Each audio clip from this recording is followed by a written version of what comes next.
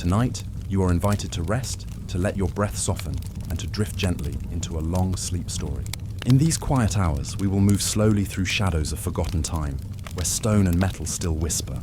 Ancient machines, carved and forged by hands now vanished, remain at work even now. Their gears, their balance, their silent rhythms have endured storms, fire, and centuries of silence. As you listen, allow your body to sink deeper, like sand settling after water. Feel each word guide you into calm, like a slow-turning wheel, steady and patient. You do not need to solve these mysteries, only to rest beside them, to let them hold you, as their quiet presence carries you toward deep sleep. Close your eyes, breathe with ease, and let the hidden machines of history become gentle companions for your night's dreaming. Chapter 1. Whispers of Forgotten Engineering. The night is quiet. The air moves slowly, like the faint breath of the earth itself. And in that silence, we step into the realm of ruins, places where stone and bronze endure long after the voices that shaped them have faded. Archaeologists give these remnants a careful name. They call them artifacts, the scattered possessions of people whose lives ended long ago. Yet when we look closer, some of these objects resist the simplicity of that word. They are not just decorations, not just symbols, not only fragments of daily life. Some of them move, some of them measure, some of them align with stars, or water, or the passage of time. Some of them whisper, in their silence, of machines. Imagine a gear turning under the sea, its teeth corroded, but still holding shape. Imagine a jar that hums with electricity when touched with water and metal. Imagine a column of iron that refuses to rust, even as the centuries press their weight upon it. These are not the fantasies of storytellers. These are the quiet realities found in the soil, in the deep, and in the broken halls of ancient cities. Across deserts and mountains, beneath waves and fields, there are things that endure beyond the span of empires. The ruins of temples are reduced to foundations, yet their water systems still flow. The ceilings of observatories collapse, yet the stone tracks of their instruments still point to the heavens. The people are gone, their languages silenced, but the works they made remain like echoes, strange echoes that still function. When we hold one of these remnants, the first sensation is weight, stone cut with uncanny precision, bronze shaped to fit another piece, crystal polished to an almost impossible smoothness.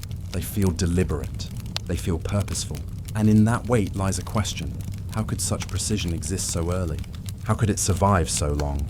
And what does it mean that some of these creations still work today? Their designs not broken by time. Consider the landscape of Egypt's deserts. Sand drifts and erases names. Yet water clocks carved 3,000 years ago can still measure the flow of hours with remarkable steadiness. Walk among the mountains of Greece, and fragments of bronze gears recovered from the sea can still be set into motion, revealing planetary rhythms as if the stars had been caged within a box. These are not the inventions of modern minds looking back. These are not reconstructions built in laboratories. These are the original objects, asleep in the earth until uncovered, and still whispering the function for which they were born. It is here that archaeology feels less like science and more like listening. For in every machine lies an intention, and in every intention lies a mind. To encounter an ancient mechanism is to glimpse a fragment of that mind, still alive, still present, long after flesh and blood have dissolved. The ruins become haunted not by spirits, but by engineering, by knowledge that refuses to fade. And yet we must also see the silences. Many of these machines appear without clear ancestors. The gears of the Antikythera mechanism arrive with no gradual path of evolution in the archaeological record. The batteries of Mesopotamia do not stand among rows of earlier prototypes. They emerge as if complete, as if knowledge itself was remembered rather than invented. Then they vanish again, their threads lost, their lineage broken. This strangeness unsettles, for history is supposed to flow like a river, invention following invention, each step building on the last. But in the quiet hall of forgotten machines, the river does not flow. It appears and disappears, sudden and inexplicable, leaving us with fragments of brilliance that feel as though they were not entirely our own. Think of the word machine. It is not only gears and levers. A machine is any system, any structure designed to perform a task, to repeat a pattern. to endure. In this sense, the standing stones that align with the solstice are machines. The calendars carved in spirals are machines. The drains that still guide water through buried cities are machines. They endure beyond their builders, still performing, still whispering their purpose into the present. To rest with these thoughts is to feel time itself loosen. We are not only the heirs of recent centuries, we are the inheritors of something older, something deeper, something half buried but not extinguished. The stones, the metals, the silent devices of forgotten ages are not gone. They remain. In the stillness of night, you can almost hear them. The slow drip of water in a carved channel, the weight of gears settling into alignment, the faint ringing of stone when struck. Their makers are gone, yet the machines speak. They speak not in words but in function. They remind us that knowledge is not always lost. Sometimes it sleeps, sometimes it lingers. And as we move gently, slowly into this journey, one question will follow us through every ruin and every fragment. How could these technologies emerge so early? And why do they still work? Not all mysteries ask to be solved. Some ask only to be remembered. So let us drift deeper, past the surface of history, into the silence of machines that should not exist, but do. And in that silence, let us listen. The night holds us still, and yet, in that stillness, the story stretches further. When we walk among the remains of ancient cities, we often imagine the voices of those who lived there, the markets, the footsteps, the fires burning at twilight. But beneath those layers of life, there were also rhythms more subtle, the sound of water measured, the turning of wheels, the alignment of shadows with stone markers. These were not simply tools of survival, they were extensions of thought itself. Machines are not only physical, they are memories cast into matter, patterns preserved for those who come after. Picture the Inca quipu, cords knotted with careful precision, still able to carry the pulse of information across centuries. It does not rust, it does not crumble.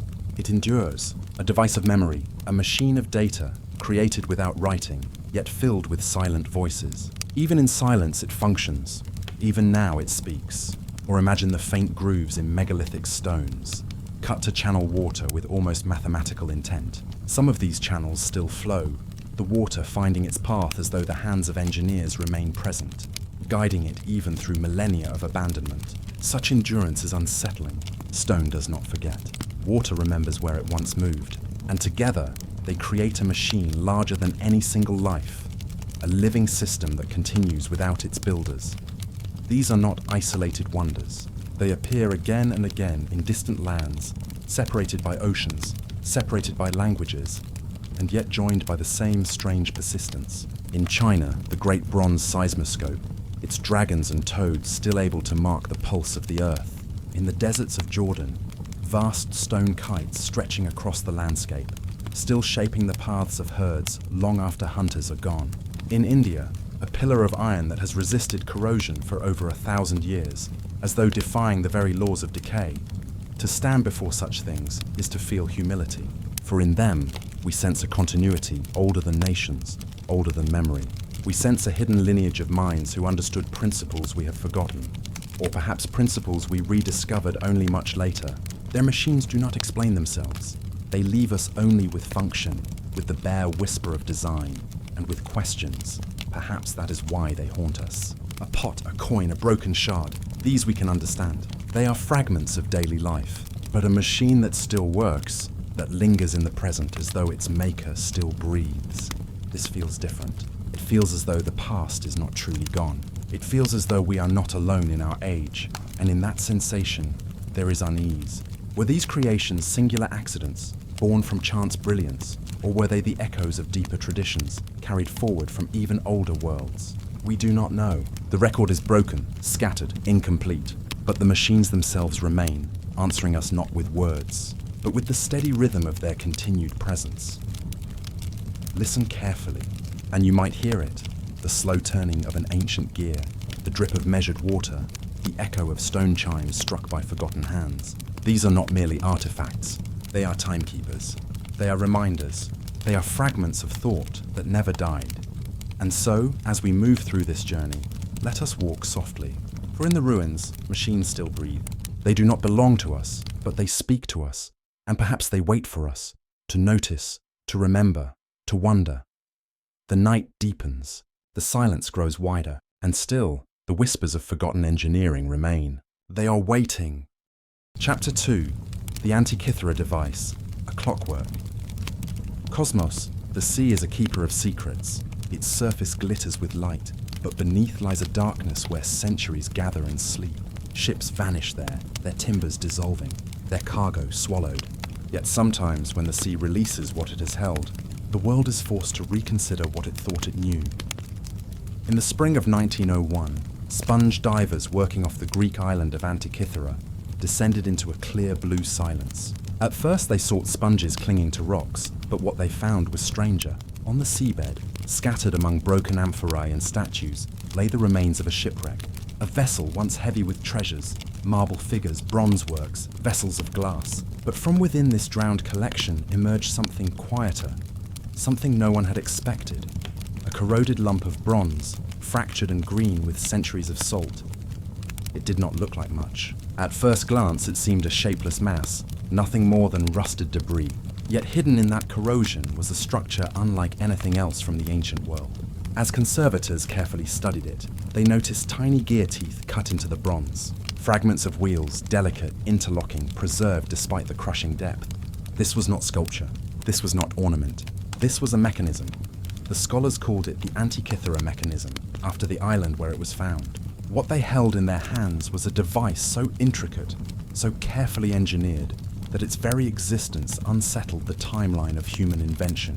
It was in essence a mechanical computer, a clockwork cosmos, built not for hours and minutes, but for the movements of the heavens themselves.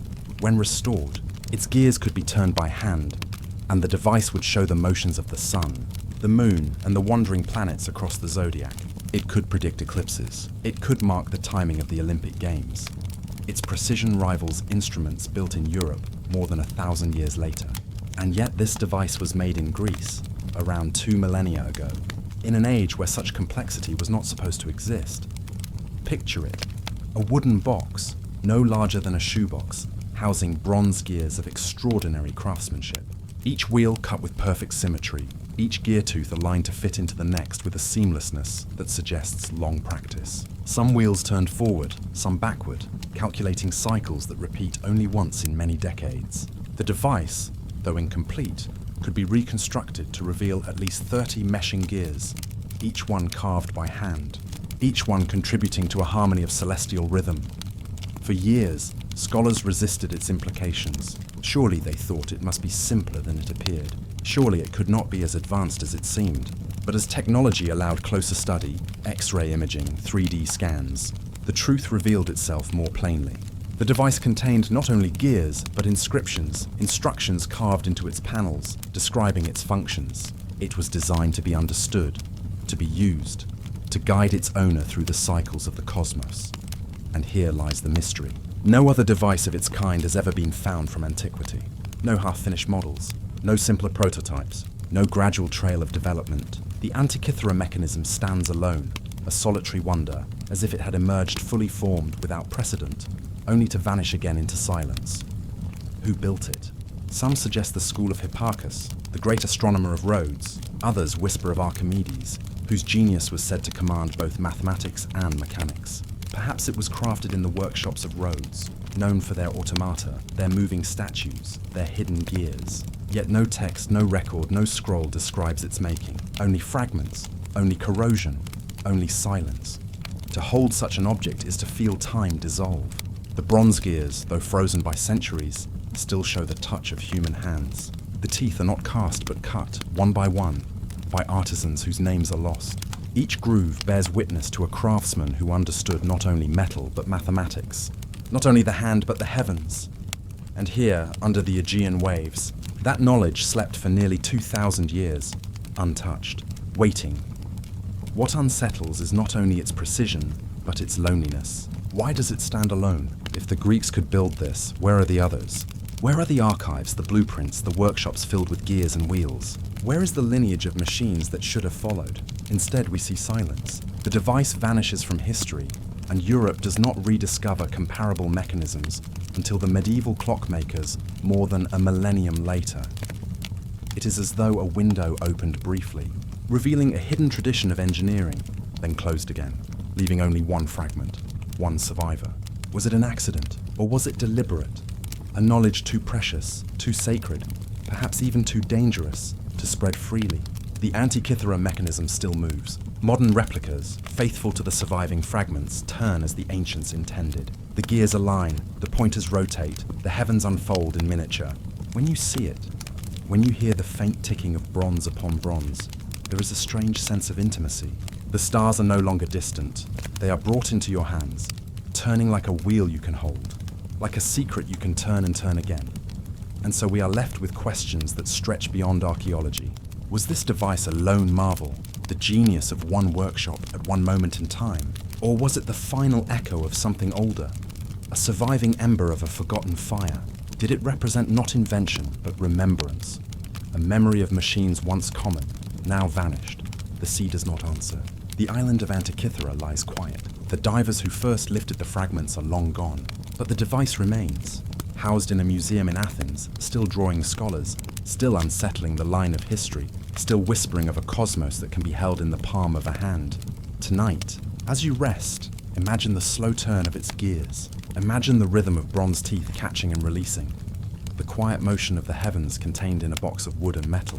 Imagine the patience of the craftsman, the silence of the sea that held it, and the wonder of its rediscovery.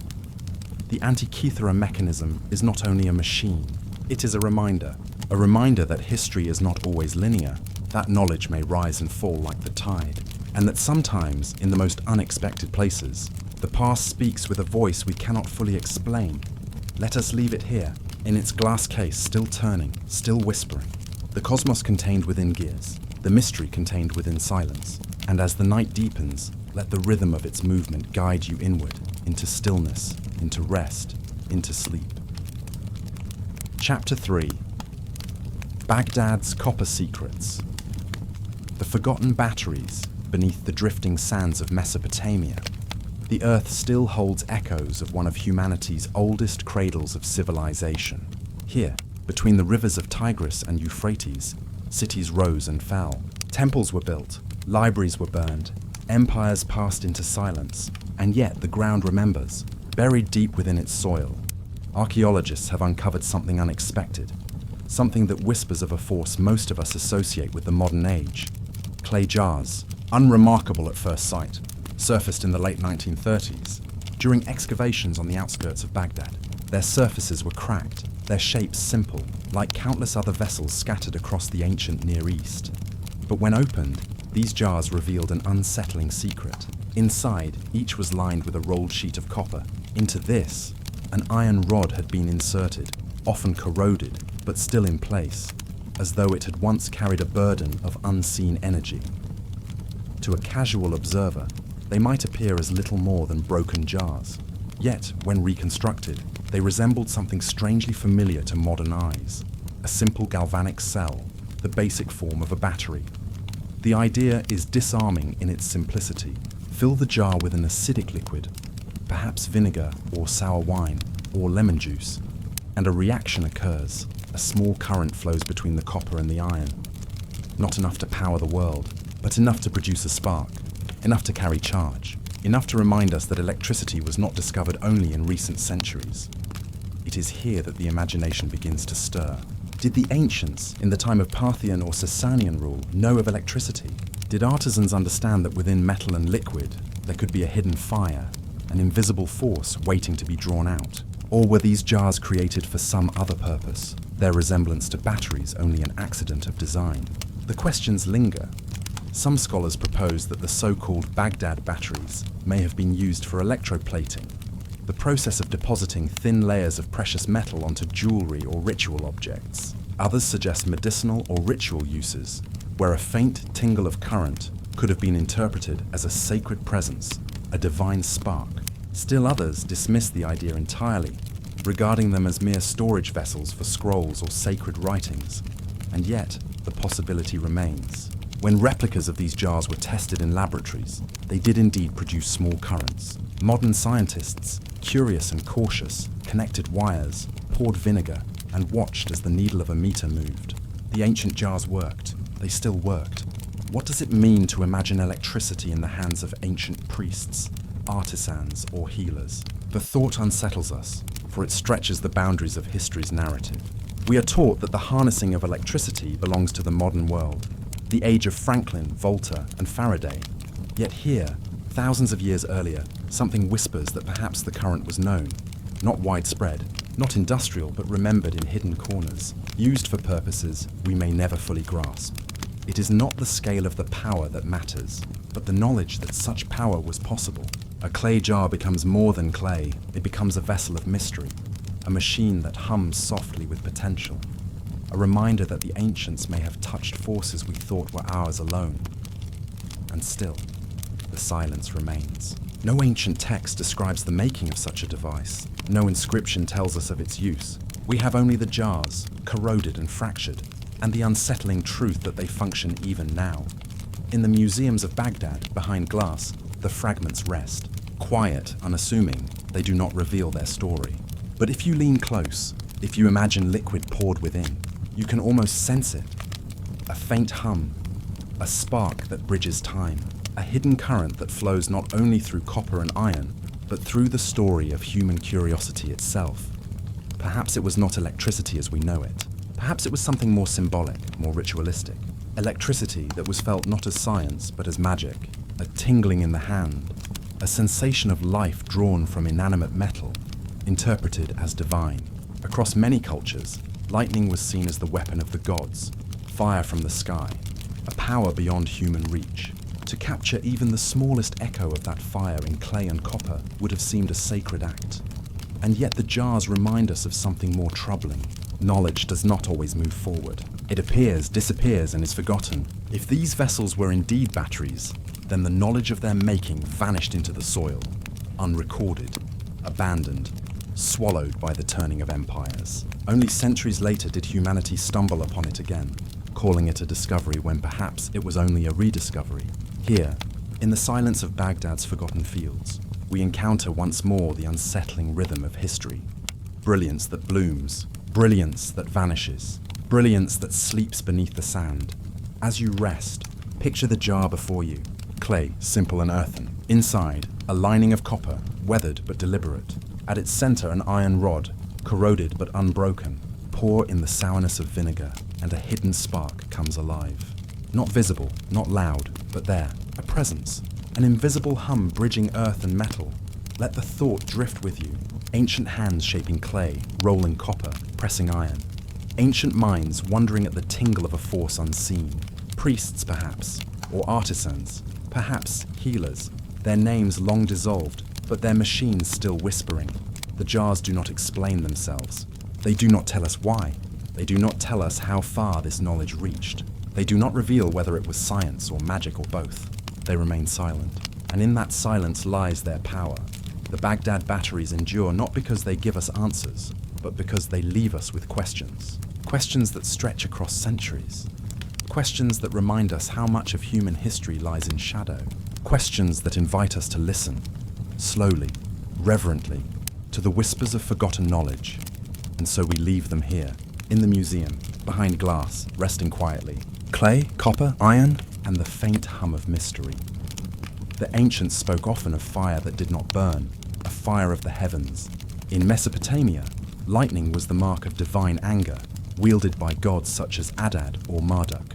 To the Greeks, Zeus cast thunderbolts as weapons. In India, Indra carried the Vajra, the thunderbolt that split mountains. Across cultures, lightning was the most mysterious of forces, a sudden burst of sky fire, impossible to control. And yet here, in the soil near Baghdad, we find vessels that may have allowed human hands to capture a fraction of that force. Not the thunderbolt, not the storm, but a quiet spark. Imagine the impact of such a discovery upon the minds of ancient priests. To feel in their hands a spark of the same power the gods were thought to wield. What awe, what reverence it must have inspired.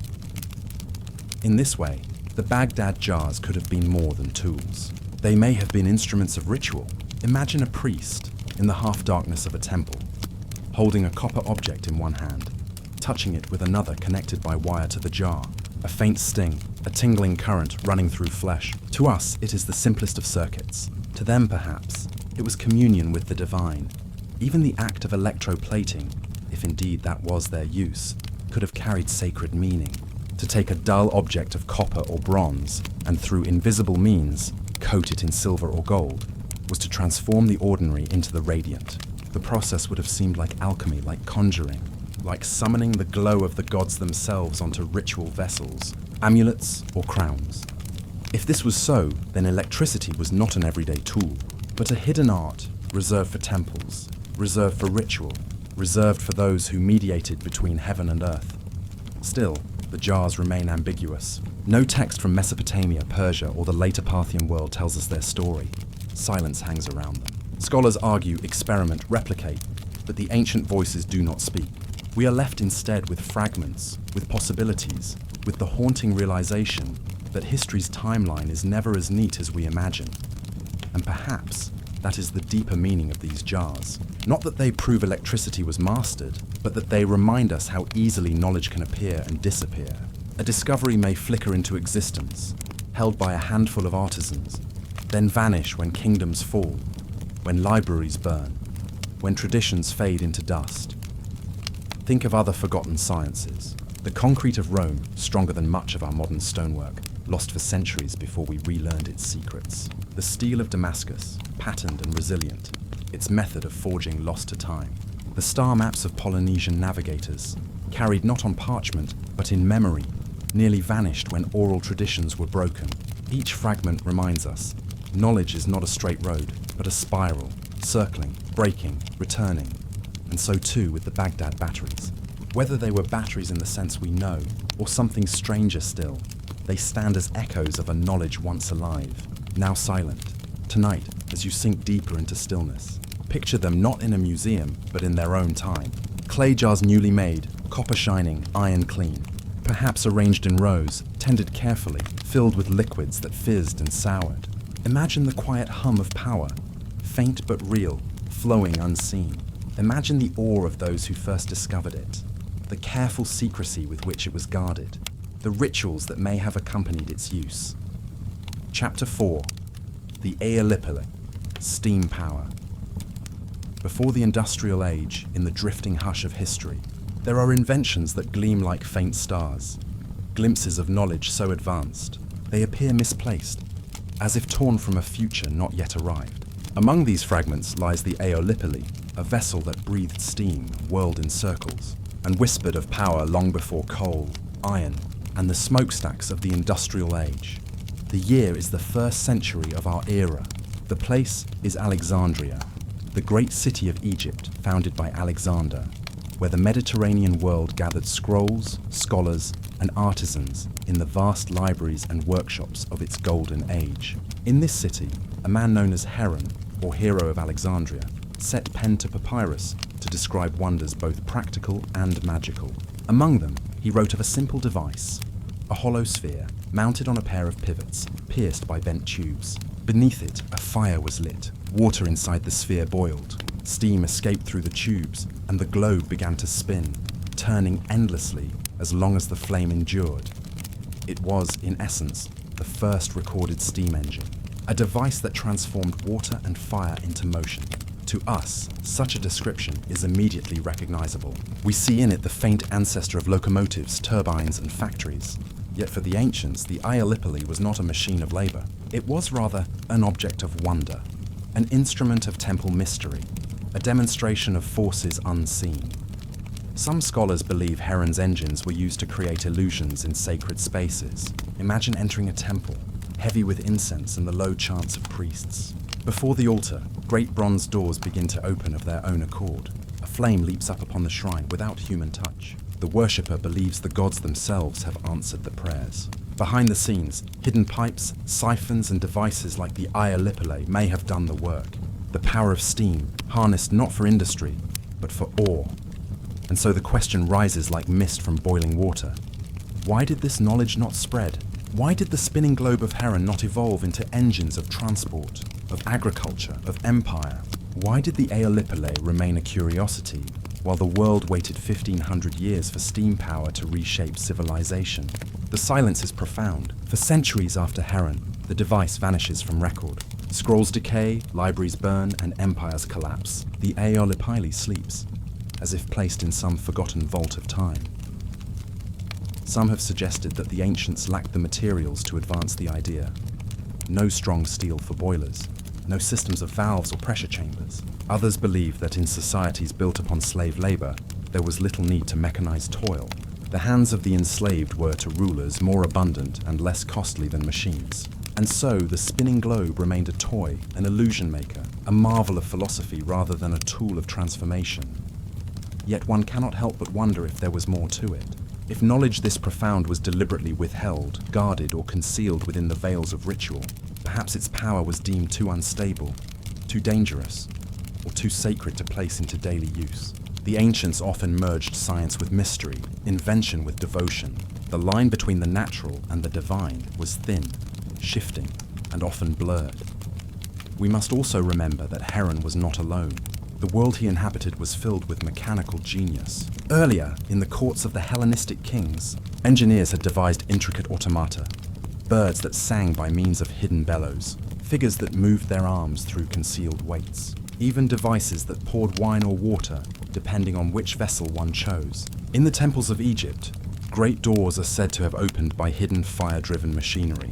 These were not myths, but documented marvels. The Aeolipile, then, was part of a tradition of invention, a tradition that, for reasons we cannot fully grasp, fell into silence.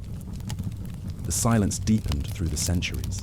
When Rome spread across the Mediterranean, it absorbed many arts, yet the steam engine was not among them. Roads, aqueducts, arches, and concrete became their legacy, but not the power of boiling water. In time, Rome itself collapsed, and with it, much of the ancient world's delicate machinery was forgotten. It would not be until the 17th and 18th centuries that thinkers like Denis Papin, Thomas Newcomen, and James Watt would reawaken the dream. By then, the world had changed. Empires sought machines to lift water from mines, to drive ships across oceans, to power the factories of a new age. What had once been a temple curiosity became the beating heart of industry. And yet, as we look back, the thought lingers. How different might history have been if Heron's device had not been left behind, if the steam engine had spread through the Roman world, if mechanical power had been embraced rather than abandoned? Might the Industrial Revolution have begun in antiquity? Might ships have crossed the Atlantic centuries earlier, driven by paddle wheels and steam? Might empires have risen and fallen upon machines of iron long before the Middle Ages began? We cannot know.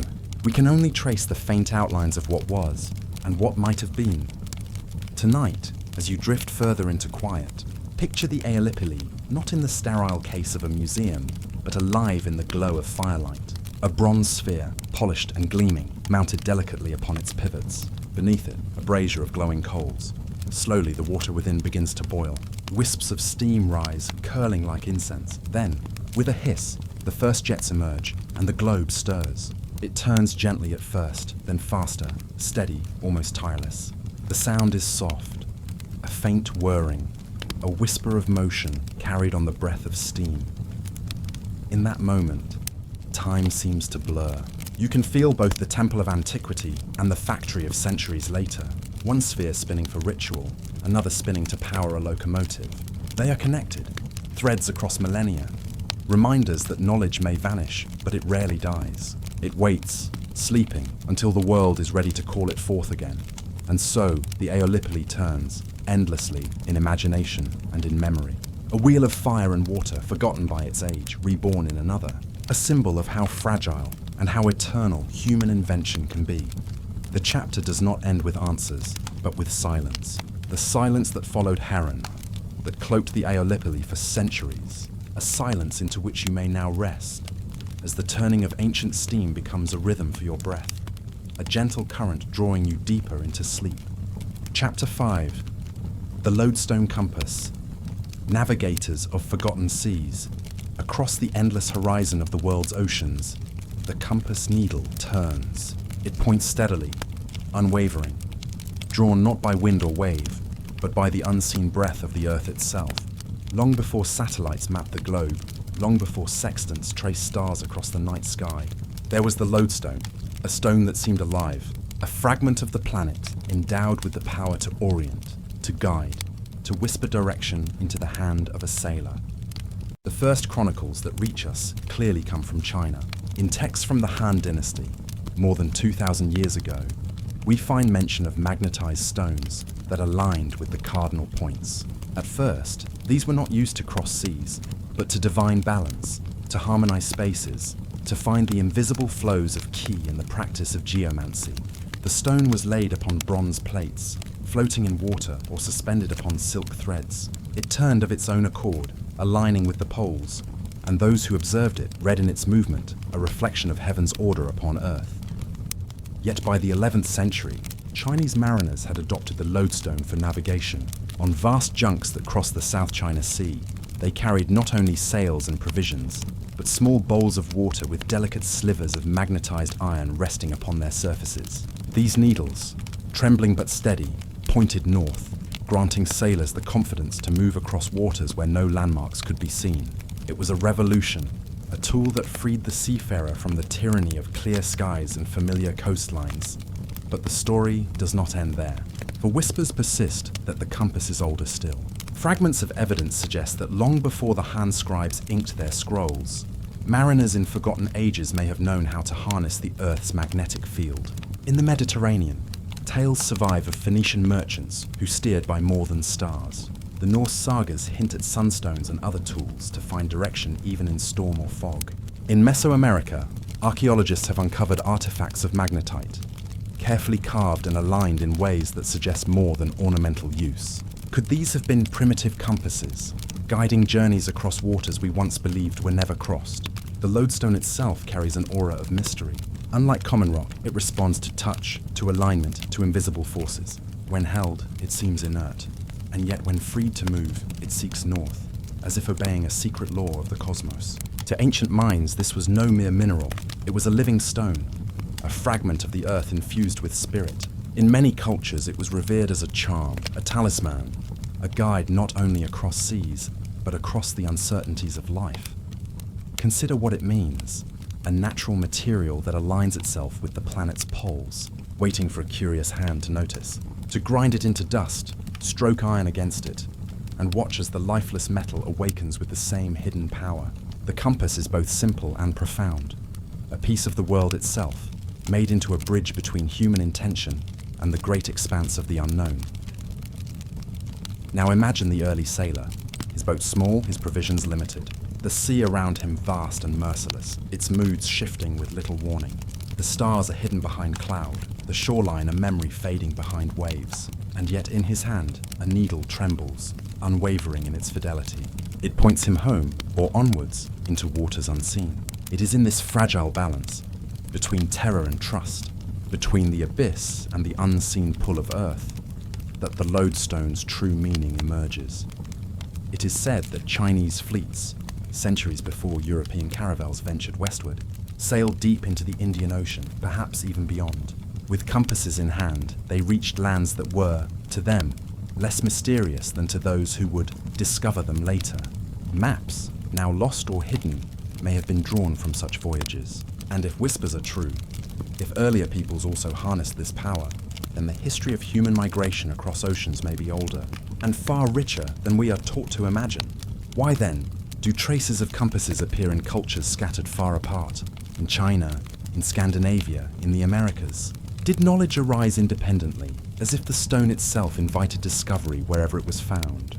Or was it carried, passed along trade routes, whispered across seas by forgotten navigators who charted the world in ages before recorded history? The silence of archaeology leaves space for wonder. A single magnetite artifact unearthed in Oaxaca, a Norse saga describing a sunstone glowing faintly, said to reveal the hidden position of the sun.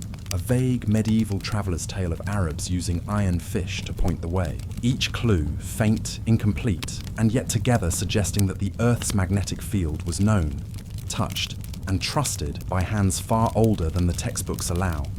The compass still works.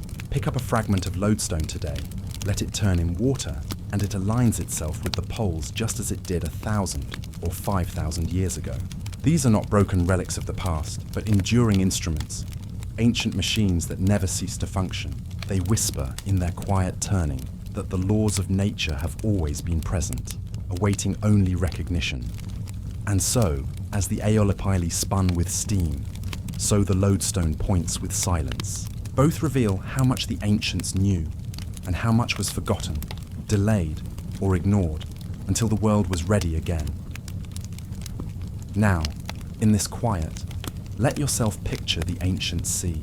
The moon hangs low over waters black as obsidian, the creak of wood, the hiss of wind in sail, the endless sigh of waves. A mariner cups a small bowl in his hands, the water inside rippling with each movement of the deck. Upon the surface, a thin sliver of iron floats. It trembles, steadies, points. In that moment, he holds not only direction, but connection. To earth, to time, to the mystery of how such knowledge came to be. Let the image soften, let it become rhythm. The turn of the compass, the turn of the tide, the turn of your own breath. Slow, steady, aligned. The same forces that guided ancient ships now surround you, quietly, invisibly, drawing you deeper into stillness. The lodestone points north, but for you tonight, it points inward, toward rest, toward calm, toward the long-forgotten seas of sleep. Chapter 6. Mesoamerican Calendar. Wheels, the machine of time.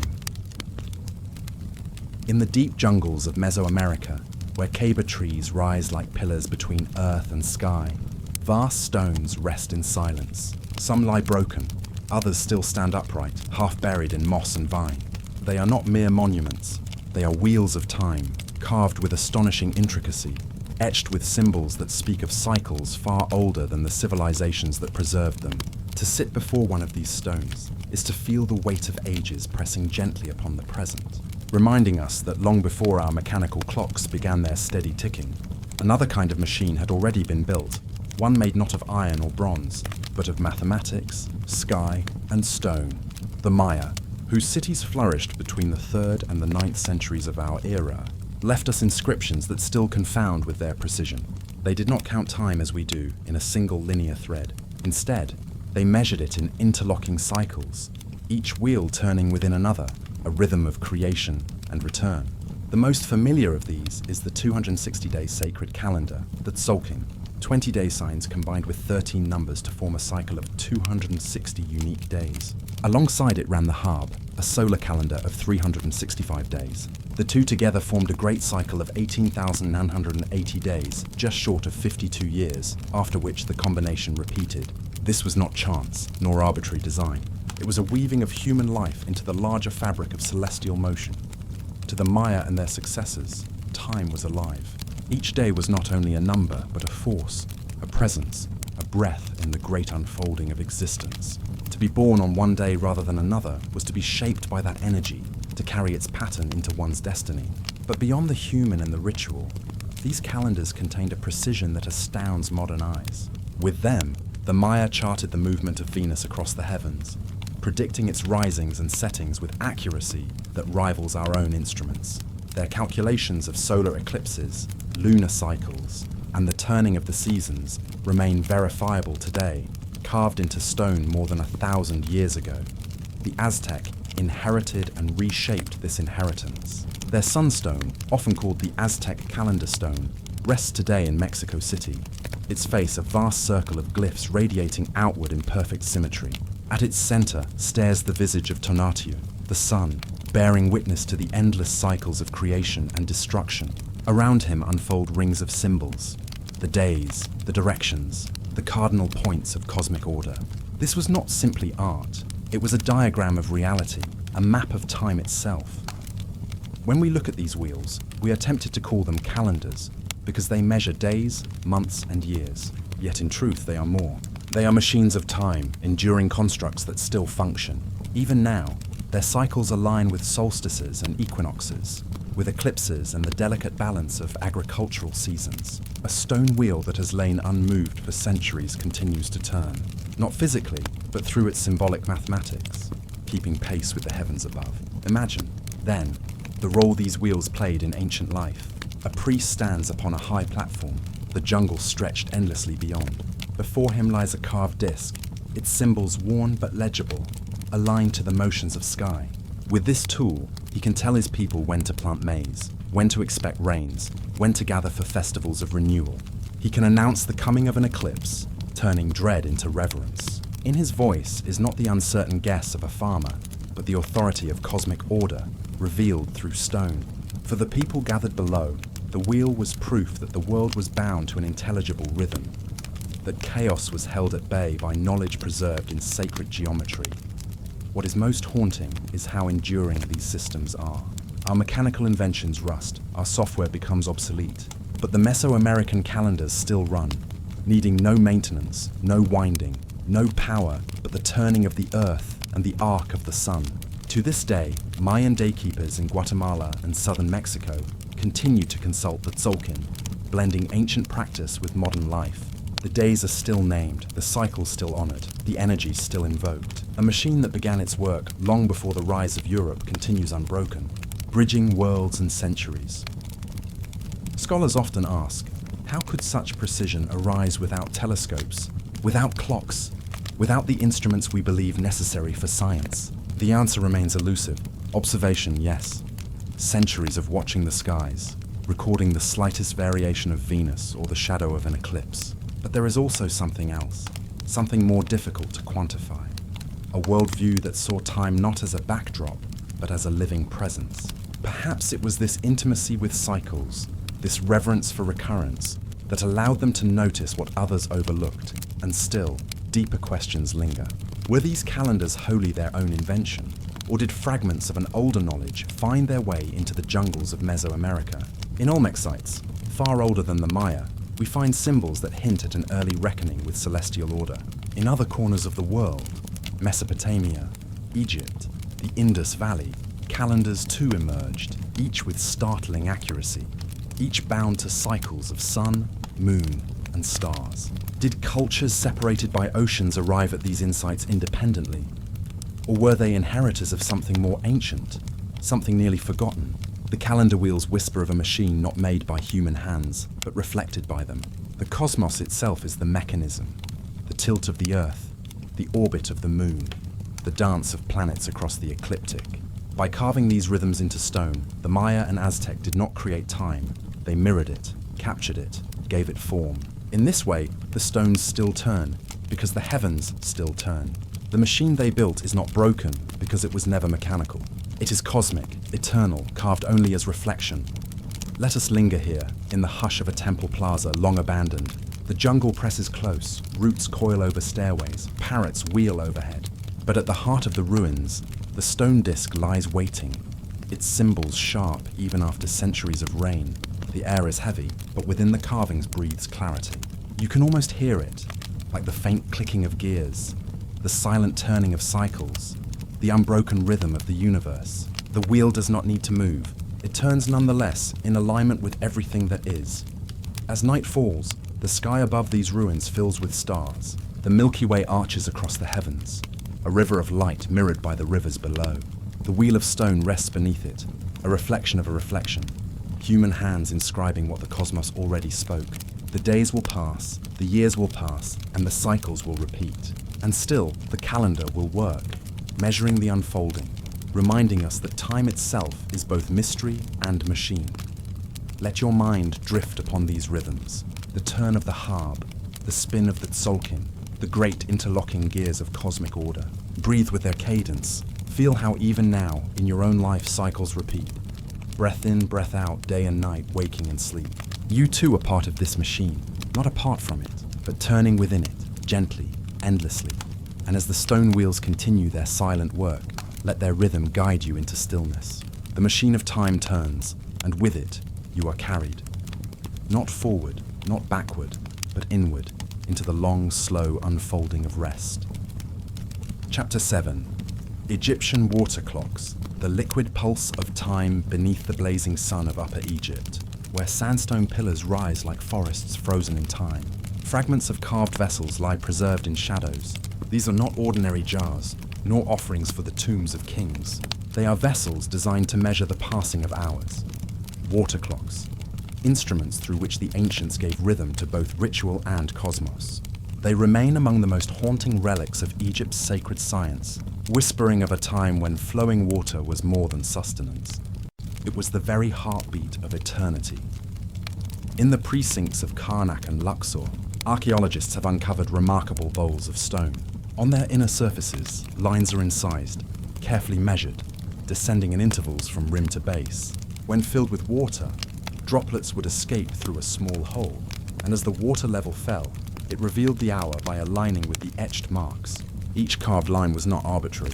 It was calibrated for the varying lengths of night and day across the year, accounting for the subtle changes in the sun's path. This was not a simple timepiece. It was a living diagram of cosmic order, translated into liquid motion. The Egyptians called them clepsydrae, literally water stealers. Yet in their silence they did not steal, but revealed. Each drop was a measure of the invisible, each fall of water a heartbeat counted in stone. Unlike the rigid precision of modern clocks, the water clock was fluid, its pulse mirroring the eternal river on which Egypt itself depended. Just as the Nile overflowed and receded with the seasons, so too did time flow and diminish within these vessels. Picture the scene in a temple courtyard at dusk. The air is heavy with the fragrance of incense. Priests move with measured steps, their voices rising in hymns that echo among columns carved with hieroglyphs. Beside the sanctuary rests a water clock, filled before the ritual begins. Its steady flow is not rushed, not forced. Time here is not a master that commands, but a current that guides. As the water lowers past each incision, a priest knows when to open the shrine, when to light the flame, when to offer bread and wine to the god whose presence fills the chamber. Every drop is sacred, every moment is aligned. The Egyptians understood time not as an endless straight line, but as a cycle, a renewal, like the sun's journey from horizon to horizon, or the Nile's rising and retreat. Their words for time carried dual meanings: Nehe, the recurring time of cycles, and Jet, the eternal, unchanging time beyond decay. The water clock belonged to the first, to the world of recurrence, of rhythm, of the living pulse. Yet by synchronizing their rituals with the heavens, the Egyptians sought to bridge Nehe and Jet, to join the cycles of Earth with the stillness of eternity.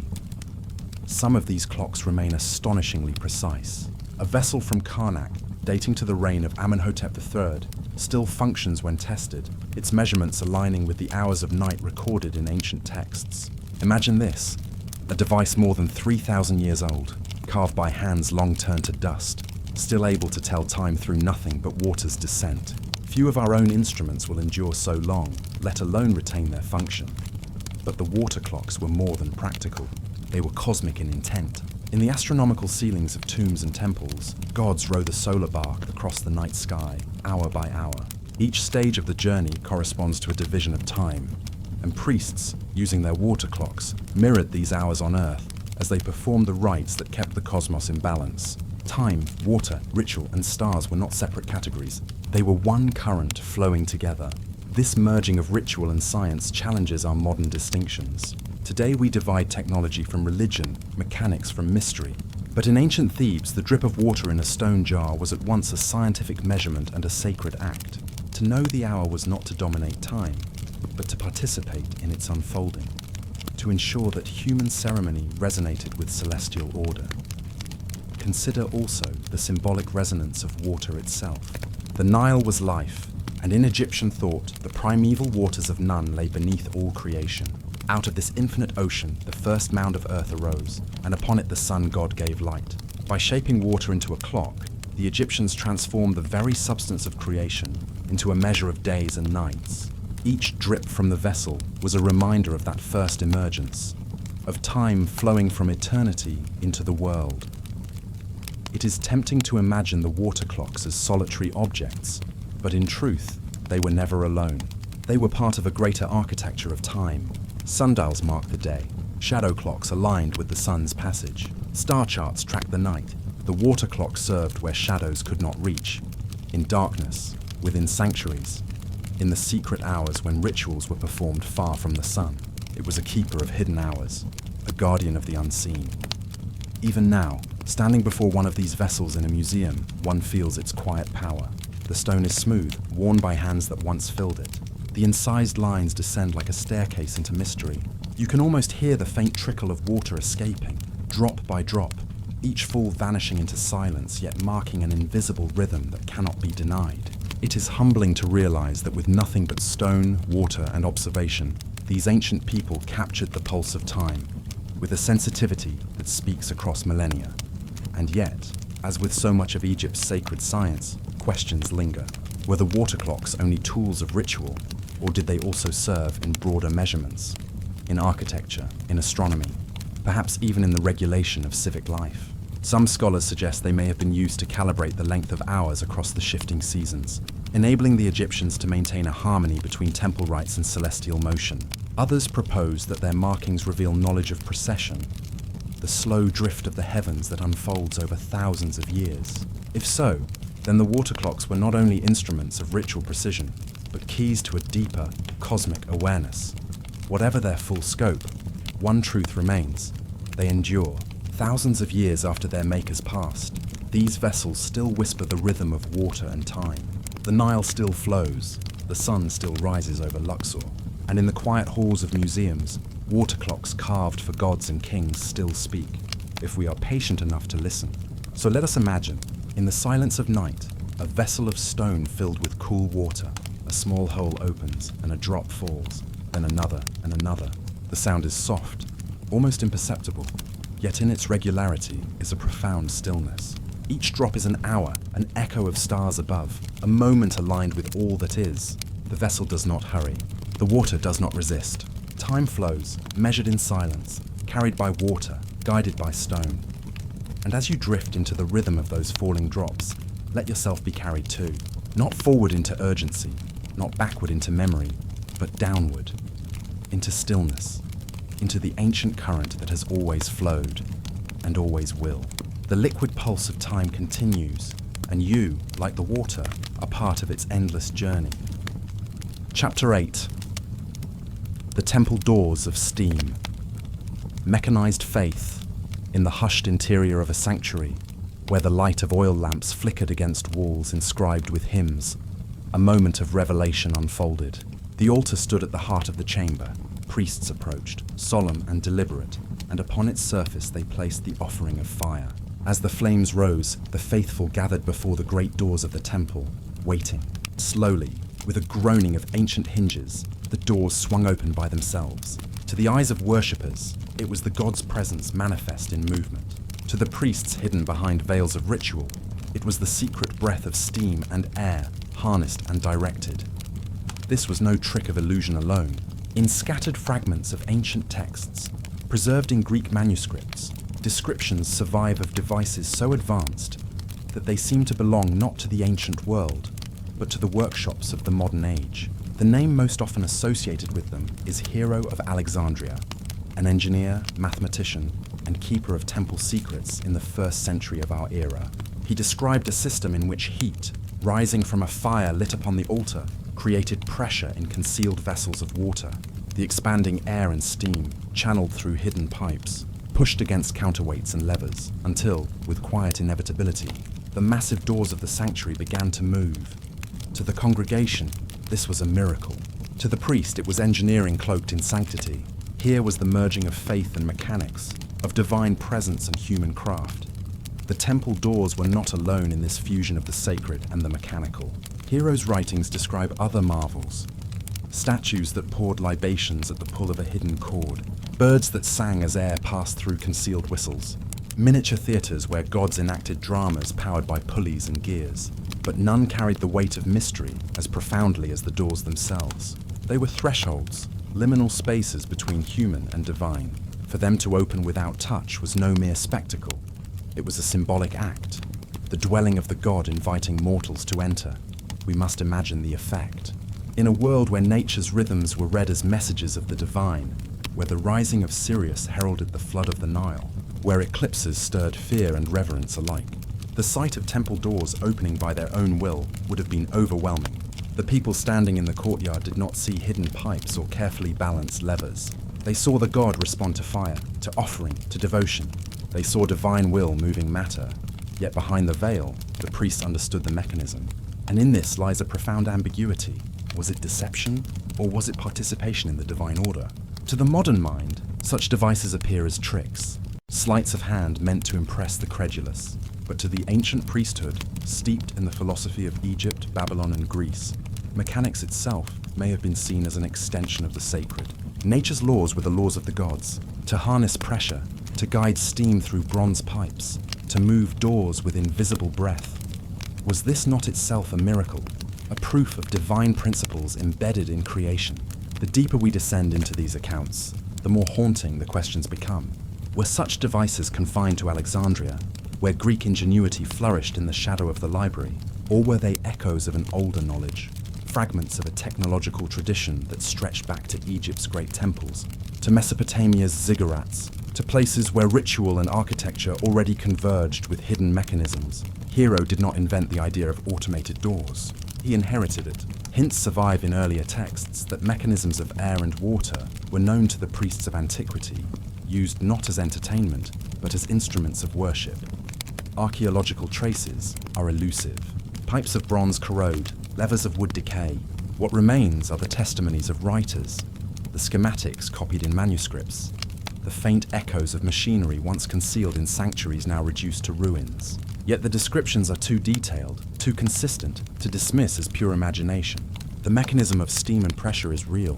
It functions. In experiments, modern reconstructions of Hero's devices work exactly as described.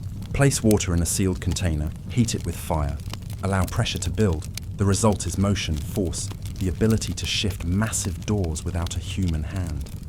It is striking to consider that the first recorded use of steam power was not in factories or engines of industry, but in temples, in sacred spaces where gods were invoked. Centuries before the Industrial Revolution, the breath of steam moved altars and doors, statues and offerings, not for profit or labor, but for awe and devotion. The machine was born, not in the workshop of the merchant, but in the house of the divine. And so, we are left with a paradox. Faithful worshippers believed they witnessed the direct presence of the god. Priests, versed in hidden mechanics, orchestrated the illusion. But perhaps both were true. The god was present in the ritual, and the mechanism was its vessel. Technology did not replace the divine. It became the medium through which it was revealed. Imagine again the moment. The fire lit, the murmur of anticipation, the sudden groan as the great doors yield. Sunlight floods the sanctuary. Incense swirls in the air. The worshippers kneel, trembling before the presence of the unseen. To them the god has spoken. To the priest, the laws of pressure and balance have manifested their order. Both see truth, though from different veils. The temple doors of steam invite us to reconsider the boundaries we draw between belief and knowledge, between mechanics and miracle. They remind us that technology is never neutral.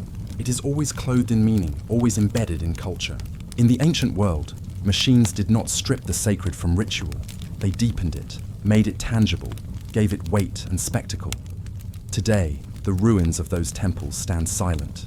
Their mechanisms are gone, their bronze pipes melted, their secrets scattered to libraries long destroyed. But the idea remains that hidden within ritual, there may lie machines, and hidden within machines, there may lie ritual. The two are not opposites, they are reflections of one another, joined at the threshold where doors once opened to fire, and so the memory lingers. Somewhere, beneath the dust of forgotten sanctuaries, the breath of steam may still be waiting.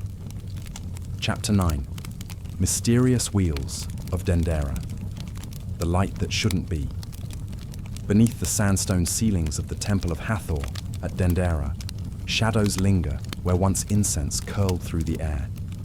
The chambers are heavy with silence now, broken only by the faint echo of footsteps, yet the walls remain alive with carvings.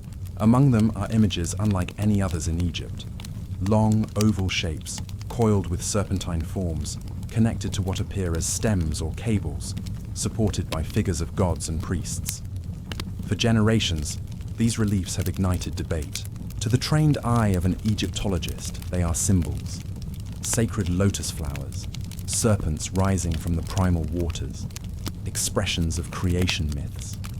But to others, their outlines bear an uncanny resemblance to something far more modern. A glass tube, an electrical lamp, a vessel that might once have held light. The so-called Dendera light bulb rests at the heart of one of archaeology's most enduring enigmas. The chamber in which these carvings appear lies deep within the complex, far from the open sun. No windows pierce its stone to illuminate. These sanctuaries during decoration and ritual, the Egyptians must have relied on artificial light. Yet how was this achieved? Torches leave smoke, and soot should darken ceilings, but many of these chambers show little evidence of such residue. Mirrors might channel sunlight, but their efficiency fades quickly in winding corridors. It is here that the reliefs become tantalizing. If they do indeed depict devices of light, then we stand before a forgotten technology, one that slips through the cracks of accepted history. The carving shows a bulb-like shape supported by a djed pillar, the ancient Egyptian symbol of stability. Inside, a serpent stretches out, undulating as though alive, its head emerging at the narrow end. Around it, human figures attend, as if in ritual service. To the orthodox scholar, this is myth given form. The serpent is the god Harsomtus, born from a lotus, embodying life's renewal. The bulb is no glass, but a stylized womb of creation. And yet, for those who look with different eyes, the comparison is difficult to dismiss. The serpent, they note, resembles a filament. The lotus stem appears as a cable. The djed pillar, perhaps, stands as a power source. The suggestion is extraordinary, that within these sanctuaries, the Egyptians harnessed a form of electricity, generating light to illuminate rituals without flame or soot. Proponents point to the Baghdad battery, a collection of ceramic jars, copper and iron discovered in Mesopotamia, which when assembled could produce a modest electrical charge. If such simple devices were known in neighboring lands, could the Egyptians have developed something more refined? Could chambers once have glowed with the strange pulse of a serpent of light? Skeptics respond with caution. The reliefs, they remind us, belong firmly within the symbolic tradition of Egyptian temple art. To interpret them as literal machines risks misunderstanding the very heart of Egyptian religion, which was steeped in metaphor, myth, and layered meanings. The serpent, they argue, is not a filament, but a divine being, its enclosure not a bulb, but the womb of the goddess Nut, or the primal lotus of creation. To them, the so-called Dendera bulb is a cosmic symbol, not a technological diagram. And yet, the questions remain. If light was only symbolic, how then did the artisans see within these unlit chambers? Why are there so few traces of soot, when thousands of hours of carving and painting would have required steady illumination? The official explanations suggest carefully managed lamps, perhaps with salts added to oils to minimize smoke. But certainty eludes us. The walls themselves invite speculation, their images lying between two worlds, one of myth, one of mechanics. There is also the matter of the wheels, circular forms, carved alongside the elongated ovals, which resemble spools or insulators. Some researchers see them as part of a system, elements of machinery too subtly encoded for us to fully reconstruct. Others dismiss them as purely symbolic, yet their very ambiguity deepens the mystery. In approaching Dendera, we find ourselves walking a narrow path. On one side lies the grounded discipline of archaeology, which insists upon myth, ritual, and symbol. On the other lies the allure of forbidden archaeology, the suggestion of suppressed knowledge, technologies hidden in plain sight. Between them is the enigma itself, carved in stone, precise, deliberate, yet never fully explained. We must also remember that Egypt's temples were not merely places of worship. They were cosmological machines, designed to mirror the heavens, to anchor cycles of time, to serve as theatres of creation. Within their sanctuaries, myth was not separate from reality. It was reality. These symbols held power. Carvings were not decoration, but invocation. To carve a serpent within an oval, to place it upon the pillar of stability, was to enact the birth of light itself. Whether that light was physical or spiritual may not be a distinction the ancients themselves would have recognized. Still, the possibility haunts us. Could there have been chambers where light shone without flame, where initiates gathered beneath a glow unknown to the outside world? Could electricity, or something akin to it, have been a sacred current, guarded by priesthoods and forgotten in the collapse of dynasties? Or are we, in our modern hunger for technological ancestry, simply projecting our machines into their myths? The walls of Dendera do not answer. They remain, carved with precision, bathed in the dim light of the present. The serpent stretches forward eternally. The bulb cradles its form. The figures attend their ritual. And we, centuries later, stand before them, caught between wonder and doubt. Perhaps the truth lies not in choosing between technology or symbol, but in understanding that to the ancients, the two were never separate. The machine of time, the flow of water, the breath of steam, each was woven into ritual, each became a vessel of meaning. So too, the reliefs of Dendera may have been both, symbols of cosmic birth and diagrams of luminous force. As the night deepens, imagine the chamber as it once was. Torches extinguished, silence settling. A priest approaches the carving, chanting softly. The figures on the wall glow faintly in the lamplight. Or perhaps in something stranger, the serpent stretches, alive in stone. And whether by flame or current, the chamber is filled with light. A light that should not be, yet is. Chapter 10. The Greek fire mechanism, a weapon that would not die on the waters of the Bosporus, where the currents of east and west have always met in restless tide. Stories linger of a weapon that seemed more like sorcery than craft. It was called by many names: liquid fire, sea fire, the inextinguishable flame. In Byzantine annals, it is remembered simply as Greek fire. With it, the empire held the line against enemies that came by sea, turning entire fleets into drifting pyres. More than a weapon, it was a terror that altered the course of wars. And yet, like so many fragments of ancient science, its true nature dissolved into legend. Descriptions passed down through the centuries tell of a substance that burned not only on wood or sail, but on the very surface of water itself. Once ignited, it could not be extinguished by buckets or by rain or even by the sea. To the enemy, it was the wrath of heaven itself. To the Byzantines, it was both a shield and a mystery, a guarded secret of empire. The mechanism of its use is as intriguing as the mixture itself. Chronicles speak of bronze siphons mounted upon the prows of ships, from which the fire would spew forth in jets of liquid flame. Some depict them as dragon-headed devices, belching fire across the waves. Others describe handheld tubes, smaller but no less fearsome, wielded by marines upon the decks. In either form, the weapon relied not merely upon the volatile liquid, but upon pressure, heat, and craft, an apparatus of war that fused chemistry with mechanics. Its invention is often credited to a man named Kallinikos, an engineer from the city of Heliopolis in Syria, who fled to Constantinople in the 7th century.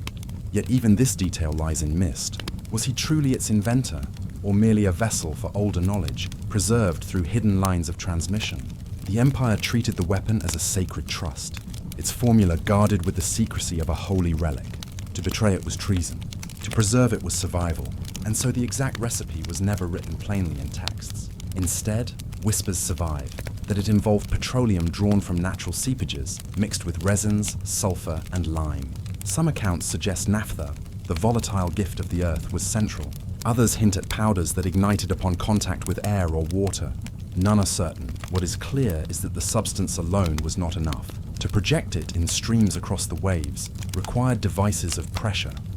Siphons, pumps, reservoirs that could withstand the strain of liquid fire within. These machines, too, were jealously guarded. Fragments of Byzantine illustrations show vessels of copper and bronze, valves and nozzles, pipes coiled and reinforced. It was a system not unlike the hydraulics used in fountains or the pneumatics of temple devices, but here transformed for destruction. Imagine the scene. Two fleets draw near upon the waters of the Mediterranean. Oars beat rhythm into the sea, sails strain against the wind. As the distance closes, a Byzantine droman swings into place. From its bow juts a siphon shaped as a beast's head. At a signal, the crew works the hidden bellows. With a roar, a jet of liquid fire erupts, arcing across the waves. It clings to enemy ships, crawling along decks, searing men and mast alike. Buckets of water are useless. The flames leap and writhe as if alive, dancing upon the very surface of the sea. Panic breaks formations. Terror does the work of iron. For centuries, this fire became the empire's unseen ally. Again and again, fleets that might have overwhelmed Constantinople found themselves undone by an enemy they could not quench. It was not simply a weapon, but a psychological force. To face it was to face the unknown, to confront an element that seemed to defy nature's laws. And then, as suddenly as it had appeared, it vanished. By the late Middle Ages, Greek fire was no longer spoken of in terms of practice, only of legend. The formula was lost. The devices disappeared. Some say the knowledge was extinguished with the fall of Constantinople in 1453. Others whisper that it had been fading long before, as the empire weakened and the lines of transmission broke. Yet rumours endured. There are scattered reports of similar weapons appearing in later centuries, in Arab chronicles, in Mongol campaigns, in strange references across Europe. Were these echoes of the original fire, passed secretly through wandering engineers? Or were they independent rediscoveries, fragments of the same alchemy reborn? We cannot say. What we can say is that no reconstruction in modern times has fully matched the descriptions of the flame that burned upon the water, the weapon that terrified whole navies. And so, like the light of Dendera or the self-moving doors of Alexandria, Greek fire hovers at the threshold between science and myth. We know it existed, we know it wrought devastation, but what it truly was, the exact balance of its ingredients, the precise craft of its machines, remains hidden, swallowed by the centuries. It is tempting to wonder whether this secrecy was intentional. Perhaps the Byzantines themselves destroyed the knowledge rather than let it fall into enemy hands. Or perhaps the weapon, once too destructive, was allowed to fade, swallowed by time's forgetting. There is also another possibility that what we call Greek fire was only a glimpse of a larger, older science inherited from traditions even more ancient, carried forward by memory and lost not once, but many times in history's turning cycles. Tonight, if you imagine yourself upon those waters, listen to the silence before the battle. Hear the oars in rhythm, the wind upon the sails, the creak of timbers, and then, from the Byzantine ship, a sudden roar, a blaze against the sea, impossible, inextinguishable, fire upon water. The line between faith and engineering, between miracle and machine, flickers in that moment. It is a vision that history does not fully yield, a weapon that would not die, and yet lives now only in the whispers of chronicles and the wonder of our imagination. Chapter 11, South American Quipus, chords of memory high in the Andes, where stone cities crown the mountains and clouds drift like veils across the ridges. The Inca Empire once stretched its web of roads and valleys. It was an empire without wheels, without iron, and without written books as we know them. Yet it governed millions of people across thousands of miles, with an order so precise that food moved from terraced fields to storehouses, soldiers to distant frontiers, and tributes from every valley into the hands of the state. Its administrators held a secret tool, not ink upon parchment, not words pressed into clay, but cords, woven and knotted with infinite patience. These were called quipus. A quipu appears at first glance deceptively simple, a main cord from which hang numerous strands of cotton or camelid fiber, dyed in hues of brown, red, yellow and blue. Upon these cords, knots of different forms and positions are tied. Yet within these threads lies an entire system of memory. The quipu was not decoration, nor mere ritual object. It was an archive, a ledger, a story bound into fiber. To hold one in the hand was to touch the pulse of an empire's administration, encoded not in words but in tactile mathematics. Spanish chroniclers, when they first encountered quipus in the 16th century, struggled to understand what they were seeing. Some called them talking knots. They reported that trained specialists, known as quipucamayos, could read them with speed and clarity, recounting from memory the tallies of harvests, the tribute of provinces, the census of villages, the genealogies of rulers.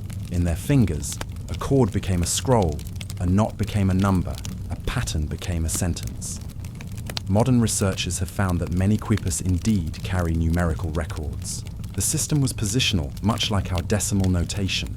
Single knots at one level representing units, clusters for tens, hundreds, and thousands. The placement of knots along the cord marked the order of digits, a clear demonstration of place value. In some cases, the precision rivals that of modern accounting. An empire that spanned deserts, mountains, and forests with no written script sustained itself through this numerical lattice of chords. But beyond numbers lies a deeper mystery. Some quipus resist reduction to mere accounting. Their arrangements of color, their unusual patterns, suggest something more than ledgers. Certain scholars propose that they carried narrative, that history itself, myth and memory, was encoded within their knots. In 2017, research comparing surviving quipus with Spanish census records suggested that they may contain not only numbers, but also names, categories, and relational data. If so, then the quipu was not simply an abacus of fiber, but a language, a woven script that spoke in color, texture, and position. Consider the profound implication. If this is true, then the Inca did not lack writing. They had invented an alternate form, a medium not based on ink and line, but on knot and thread. To touch a quipu was to touch a library without paper, a memory system rooted in textile rather than text. And textiles for the Andean peoples were always sacred. Weaving was not craft alone. It was cosmology expressed in cloth. The warp and weft of threads mirrored the dualities of earth and sky, male and female, dark and light. In such a world, it is fitting that their records too were woven, their stories knotted into cord. Some modern mathematicians and computer scientists have looked at quipus with new eyes. The binary nature of knots, presence or absence, twist in one direction or another, has led to comparisons with digital storage.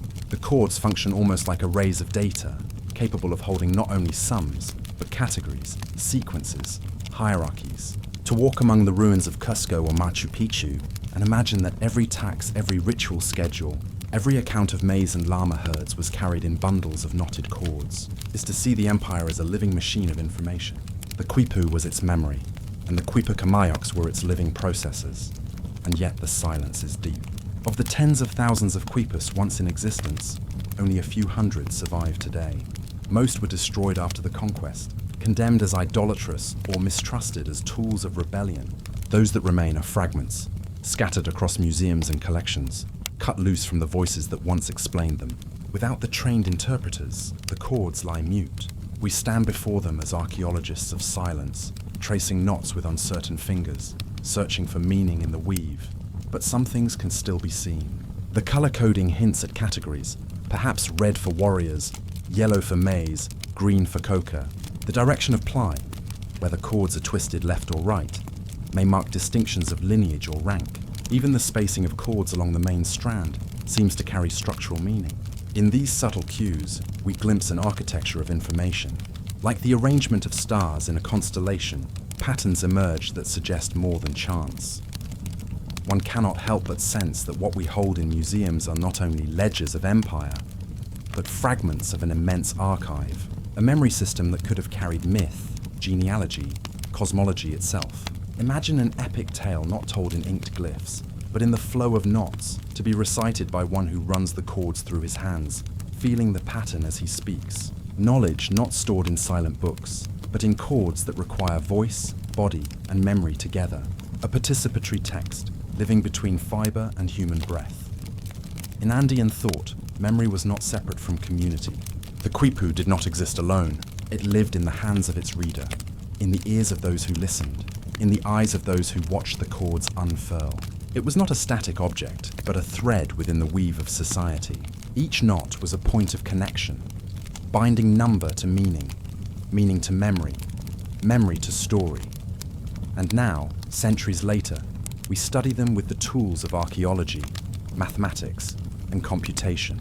We attempt to translate knots into databases, to decode the pulse of an empire from colored strings. Yet even in this effort, the mystery persists. For perhaps not all knowledge was meant to be flattened into numbers. Perhaps some layers of quipu language remain hidden, bound not only by chord but by context, by ritual, by the living breath of a culture that is gone. As you rest tonight, imagine a chamber high in Cusco, its walls lit by torches, its floor lined with woven mats. An official kneels before a bundle of chords. He runs his fingers along them, speaking softly as he reads. The tribute of a valley, the birth of a noble child, the lineage of a ruler, the offering ode to the sun. Each knot becomes a syllable, each color a chapter, each chord a path into memory. The empire is alive within the weave, and then, in silence, he gathers the cords, coils them with care, and places them within a bundle to be carried along the Inca road. Another will read them, days or weeks away, with equal clarity. Across mountains and deserts, the cords of memory connect the empire. Like the veins of a body, they carry life from heart to limb, from center to edge. They are the data streams of a civilization without paper, the analog computers of a vanished world. The Quipu reminds us that human ingenuity does not follow a single path. Writing is not always ink on page. Memory is not always bound in books. The past has many scripts, many machines of thought, and in the quiet of the Andean night, the chords still whisper, though we no longer know the full measure of their song. Chapter 12. The mystery of the Roman dodecahedra, across the lands once bound together by the power of Rome, scattered like forgotten seeds in the soil of Europe, lie small objects that seem to belong to no known category of history. They are neither coins nor statues, neither weapons nor vessels.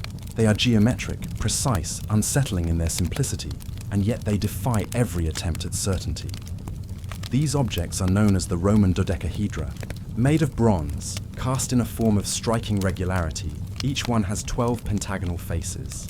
In the center of every face is a circular opening, some wide, some narrow, no two quite the same. At the edges of the faces rise small knobs, as if the shape had once been fitted into something, or perhaps held by cords or hands in ways now forgotten. They are hollow within, light enough to be carried, sturdy enough to endure centuries in the earth. More than 100 examples have been found, scattered from the islands of Britain to the heartlands of Central Europe, across France, Germany, Hungary, and Italy, and yet no single written source from antiquity mentions them. The great chroniclers of Rome, Livy, Tacitus, Pliny, are silent. The vast inscriptions carved into stone, enumerating victories and decrees, make no mention of them. They emerge only from the ground, without explanation, without context, as if deliberately hidden from memory. Their size varies. Some are as small as a walnut, others large enough to fill 2 hands. The openings differ too, from tiny pinholes to broad apertures, as though calibrated for something unseen. When one looks upon them, the immediate impression is of design. These were not made by chance. The symmetry, the proportion, the geometric perfection is undeniable. But to what end? Theories abound. Some have proposed they were tools of measurement, devices for surveying the land or aligning constructions. Held up to the light, one could imagine sighting distant objects through the aligned holes, as though marking angles or distances. Others suggest they were instruments of war, rangefinders to calculate the arc of projectiles. And yet, no battlefield context has ever yielded one, and their delicacy seems ill-suited to martial use. There are those who look to the heavens instead of the earth. The dodecahedron, after all, is one of the Platonic solids, linked in ancient philosophy to the cosmos itself. Could these have been astronomical tools, devices for charting the sky, aligning calendars, or teaching the geometry of the stars? When placed in the hand, their balanced form evokes more than practicality. They feel like objects of contemplation, as though their purpose lay as much in the realm of the symbolic as in the functional. Archaeologists have found them most often in rural sites, sometimes in graves, sometimes near hoards of coins, occasionally within the ruins of Roman villas. Their contexts give little certainty. Were they personal possessions, ritual objects, household tools? Some are polished smooth from use, others lie corroded, untouched since antiquity. A few are crafted with such fine workmanship that they seem the products of master artisans, while others are rougher, suggesting local copies of an older design. An evocative detail lies in their silence. Not one has been found with markings, inscriptions, or ornamentation. In a culture that inscribed everything from pots to milestones, these alone remain mute. It is as though their language was one of form alone, geometry as script, proportion as message. In recent years, experiments have attempted to reconstruct their purpose. Some suggest they could measure distances by comparing the apparent size of an object seen through paired holes of different diameters. Others have shown that they might help in determining optimal sowing dates by tracking the angle of sunlight through their openings. A few recreations even allow the weaving of gloves, using the holes to size finger patterns. Yet none of these explanations account for all the variations, nor do they explain the absence of mention in Roman literature. The dodecahedra linger, suspended between possibilities. Each hypothesis feels plausible, but never complete. They embody that rare category of artifact that resists resolution, as if guarding a fragment of lost knowledge. To hold one is to hold a riddle. There is, in their geometry, an echo of something older still. Long before Rome, in Greece, the Platonic solids were revered as the underlying forms of reality.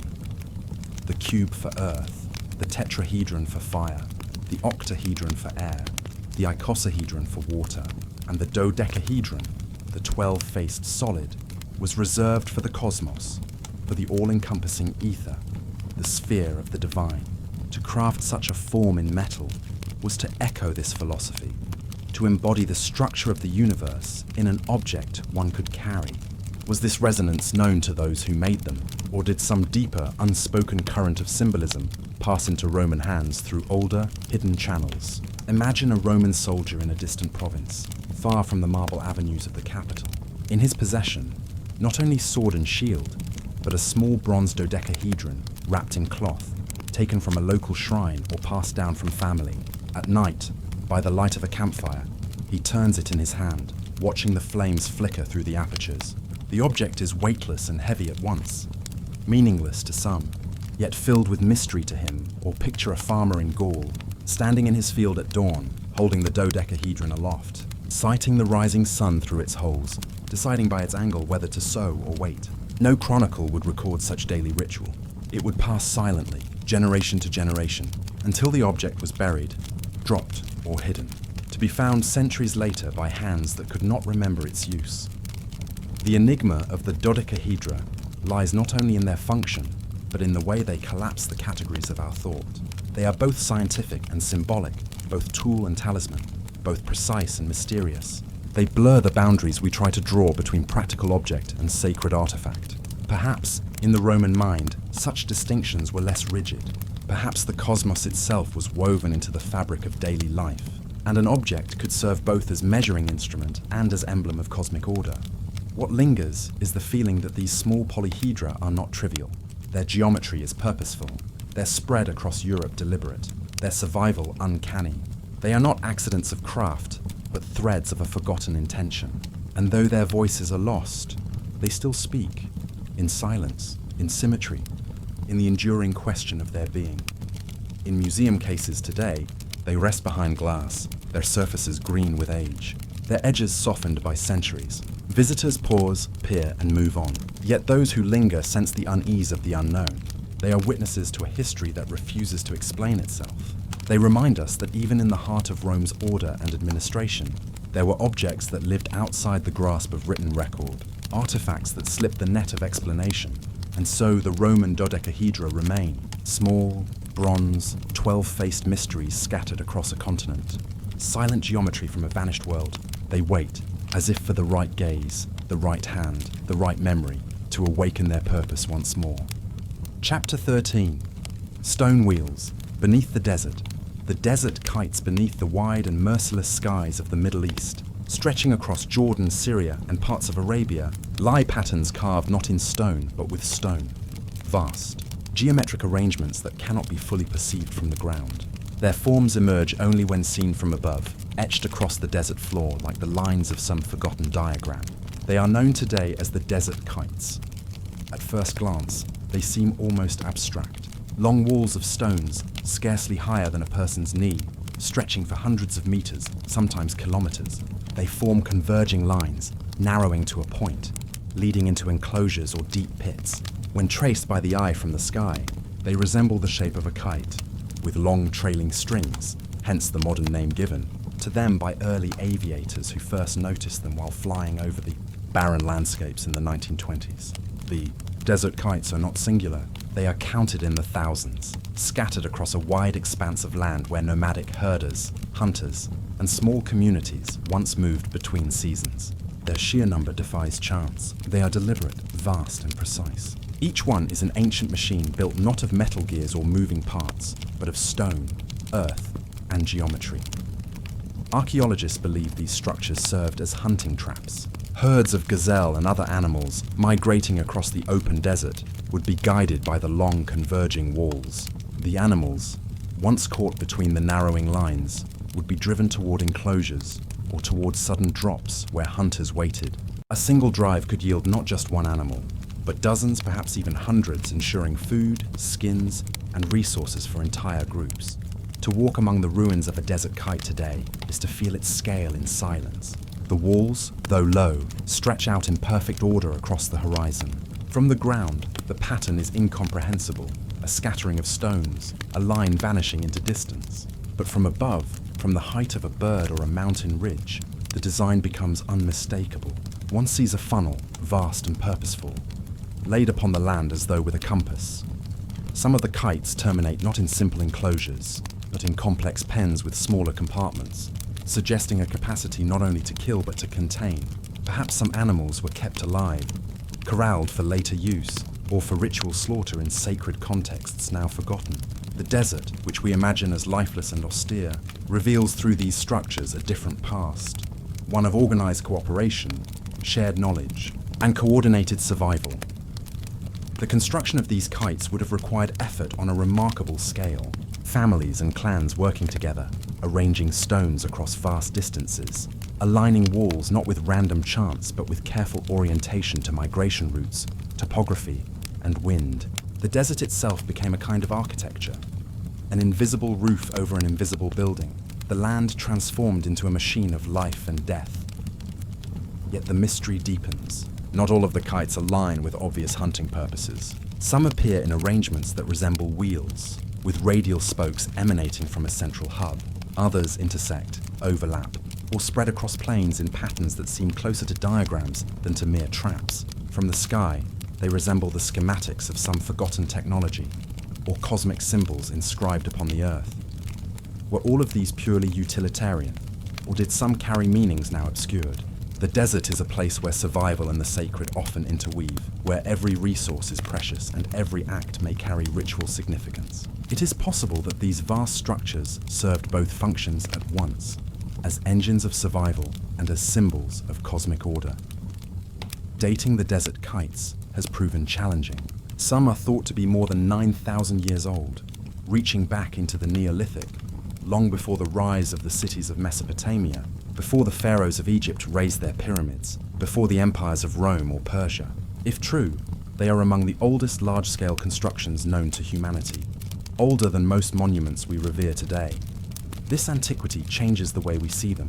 These were not the works of empires with armies of laborers, but of small, scattered communities, groups without writing, without cities, without monuments of stone carved into towering temples. Yet here, spread across hundreds of kilometers, are structures vast enough to rival the imagination of any later civilization. They are the silent monuments of forgotten cooperation, fragments of a collective effort that has left almost no other trace. Standing in the desert, with wind sweeping across the stones, it is difficult to imagine the moment of their use. One pictures the quiet broken by the sound of hooves, the rush of animals driven forward, the cries of hunters echoing through the narrowing lines, dust rising, bodies surging, until the herd is compressed at the end of the funnel. For a moment, the land itself becomes a net, and humanity asserts a strange mastery over creatures stronger, swifter, and more numerous. And yet, beyond survival, there lingers a sense of something more. The sheer geometry of the kites, their clarity from the heavens, has led some to wonder whether they were meant not only for human eyes, but for something beyond. To draw upon the desert floor with such scale is to inscribe upon the earth a message visible only from the vantage of the sky. Birds, perhaps, or gods. Satellite surveys have revealed still more patterns, wheels and lines, spirals and enclosures, spreading across regions too vast to comprehend on foot. The desert becomes a palimpsest of intention, layer upon layer of human effort, fading but never erased. These structures do not move, but they live on as echoes of a time when humanity reshaped the land not for cities, but for survival itself. Archaeologists working among the kites often remark on their haunting presence. They are not grand like pyramids, nor intricate like mosaics. Their stones are humble, uncarved, often no larger than what a single person could lift. But in their collective arrangement, they achieve something staggering. They demonstrate that even in prehistory, long before the trappings of empire, human communities could think on scales vast enough to alter entire landscapes. And yet, we still do not know the full story. Were the kites seasonal, used only at certain times of year? Were they shared among different groups, or guarded jealously as tribal property? Did they mark not only practical hunting grounds, but also places of ceremony, feasting, perhaps even sacrifice? Their silence holds the questions, and the desert keeps them unanswered. Today, many of the kites lie broken, eroded by centuries of wind and sand. Some have been destroyed by modern development, their lines erased by roads, pipelines, and farms. But from above, enough remain to remind us of their scale. They endure as whispers of a time when human ingenuity was measured not in written words or carved monuments, but in the shaping of the earth itself. The desert kites invite us to see differently, to understand that the human story is not only one of cities and kings, but of cooperation, geometry, and the quiet genius of survival. They remind us that even in the harshest landscapes, ancient hands drew lines upon the earth, lines that still hold meaning, though their full message remains beyond our reach. And so, beneath the desert sun, the stone wheels and kites remain, vast and enduring, their silence as eloquent as the sands that drift around them. They are fragments of a past that does not explain itself, patterns on the earth that point toward a vision larger than any single generation. And as we look upon them from the air, as the first aviators once did, we are left with a sense not of answers, but of questions that grow wider with each passing year. Chapter 14. The Nabta Playa calendar. Circle far to the south of the Nile Valley, beyond the lush riverbanks and the monumental temples of Egypt, lies a desert whose silence feels eternal. The sands of Nubia sweep outward, interrupted only by the faint traces of dry lake beds and the scattered stones of forgotten ages. It is here, in a place called Nabta Playa, that a circle of ancient stones rises against the barren horizon. The stones stand modest in size, far smaller than the towering megaliths of Britain or the vast temples of Egypt itself. Yet their age, their alignment, and their purpose carry a weight that reverberates through the story of humanity. For this circle of stone, weathered and humble, predates Stonehenge by millennia. Nabta Playa was once not desert at all, but a seasonal lake, a gathering place for nomadic herders and hunters during the wet periods of the Holocene, more than 7,000 years ago. Here, water pooled in shallow basins, nourishing grasses and attracting herds of cattle, antelope and gazelle. Human communities came to drink, to graze their animals, to share in ritual gatherings. And within this landscape of survival, they raised a monument not to themselves, but to the sky. The calendar circle of Nabta Playa is small in its footprint, scarcely a few meters across, yet it is aligned with precision. Its stones mark the solstices, those turning points of the year when the sun pauses in its endless journey. The longest day, the shortest day. Other stones align to the rising of Orion's belt, the celestial hunters whose stars would later guide the construction of Egypt's pyramids. Even here, centuries before the pharaohs, the heavens were being read, measured, and woven into the fabric of human survival. To stand within the circle today is to feel a kind of stillness that is older than history. The desert wind moves around the stones, carrying with it the heat of the day and the chill of the night. Shadows fall across the sand in slow arcs, just as they did thousands of years ago. And when the sun sinks, the stars blaze with a clarity that city skies have long since forgotten. One sees Orion rise over the horizon, its three central stars forming the same line that drew the gaze of the ancients. For those who built Nabta Playa, the sky was not distant, but intimate.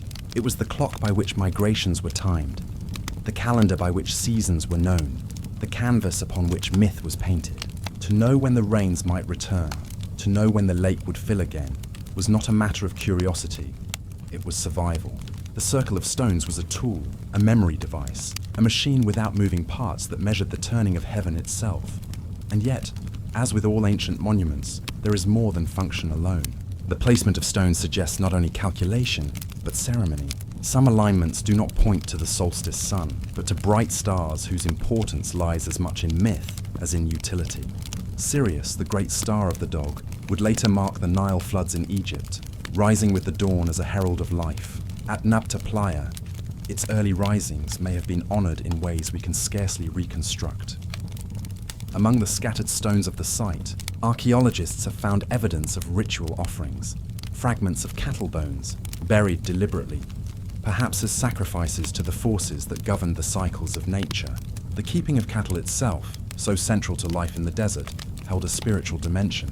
These were not merely animals to be consumed, but companions, symbols of fertility, perhaps even links to the stars themselves. In later Egyptian mythology, Hathor, the cow goddess, embodies nourishment and cosmic order. It is possible that such ideas have their roots in places like Nabta Playa, where the bond between humans, animals, earth, and sky was first inscribed into stone. The megaliths themselves are simple. Some are upright slabs, others fallen, their tops worn by centuries of wind. Yet in their arrangement lies something profound. They are fixed points in a shifting landscape, anchors for memory across generations. Each stone is a marker not only of space, but of time. As the solstice sun or the rising stars align with their edges, the heavens announce their rhythm, and the people below adjust their lives accordingly. To imagine the builders of Nabta Playa is to step into a world without writing, without monumental cities, without kings. These were pastoral communities, their lives bound to water, grass, and herds. And yet, they looked upward with the same wonder that would one day build pyramids and chart the stars in temples. In their stones we see the beginnings of a long continuity, a chain of thought and practice that stretches from prehistoric camps around desert lakes to the grandeur of pharaonic Egypt. Some scholars suggest that the circle may have served as a kind of proto-observatory, a place where knowledge was held collectively. The positioning of the stones required awareness not only of single events, but of patterns across years, decades, even generations. Such awareness requires transmission, teaching, the passing of memory from elders to the young. In this way, the stones were not only instruments of time, but instruments of culture, a way to ensure that what was known would not be lost. Others see in the alignments something even deeper. The choice of Orion, of Sirius, of solstice points may reflect not only survival, but a sense of cosmic order. The heavens were not chaotic, but structured, predictable, harmonious. To live in accord with the sky was to live in accord with that greater order. The stones of Nabta Playa, then, may be not only practical, but sacred. The first whispers of a cosmology that would later echo through temples along the Nile. Today, the circle lies largely abandoned, its stones often overlooked in the immensity of the desert. Tourists seldom come, and the winds cover much of its context in sand. Yet its presence lingers, subtle but enduring. It is a reminder that our species has long sought to bridge the earth and the heavens, to turn the stars into guides, to anchor the fleeting rhythm of life in the permanence of stone. When night falls upon Nabta Playa, the desert becomes a mirror of the sky. The stars blaze overhead, countless and unbroken, reflected in the black silence of the land. The circle of stones rests quietly, their lines invisible in the darkness, yet their purpose fulfilled once more as Orion rises, just as it has for tens of thousands of years. The heavens turn, the solstice comes and goes, and the stones remain. An ancient dialogue between humanity and the cosmos, written in silence and endurance. And so, Nabta Playa waits. It does not explain itself, nor does it reveal all its secrets. It offers only its stones, aligned with the sun, aligned with the stars, aligned with the memory of a people who are gone, but not forgotten. In their absence, the desert speaks for them, and the heavens continue their endless turning. Far to the south of the Nile Valley, beyond the lush riverbanks and the monumental temples of Egypt, lies a desert whose silence feels eternal. The sands of Nubia sweep outward, interrupted only by the faint traces of dry lake beds and the scattered stones of forgotten ages. It is here, in a place called Nabta Playa, that a circle of ancient stones rises against the barren horizon. The stones stand modest in size, far smaller than the towering megaliths of Britain or the vast temples of Egypt itself. Yet their age, their alignment, and their purpose carry a weight that reverberates through the story of humanity. For this circle of stone, weathered and humble, predates Stonehenge by millennia. Nabta Playa was once not desert at all, but a seasonal lake, a gathering place for nomadic herders and hunters during the wet periods of the Holocene, more than 7,000 years ago. Here, water pooled in shallow basins, nourishing grasses and attracting herds of cattle, antelope and gazelle. Human communities came to drink, to graze their animals, to share in ritual gatherings. And within this landscape of survival, they raised a monument not to themselves, but to the sky. The calendar circle of Nabta Playa is small in its footprint, scarcely a few meters across, yet it is aligned with precision. Its stones mark the solstices, those turning points of the year when the sun pauses in its endless journey. The longest day, the shortest day. Other stones align to the rising of Orion's belt, the celestial hunters whose stars would later guide the construction of Egypt's pyramids. Even here, centuries before the pharaohs, the heavens were being read, measured, and woven into the fabric of human survival. To stand within the circle today is to feel a kind of stillness that is older than history. The desert wind moves around the stones, carrying with it the heat of the day and the chill of the night. Shadows fall across the sand in slow arcs, just as they did thousands of years ago. And when the sun sinks, the stars blaze with a clarity that city skies have long since forgotten. One sees Orion rise over the horizon, its three central stars forming the same line that drew the gaze of the ancients.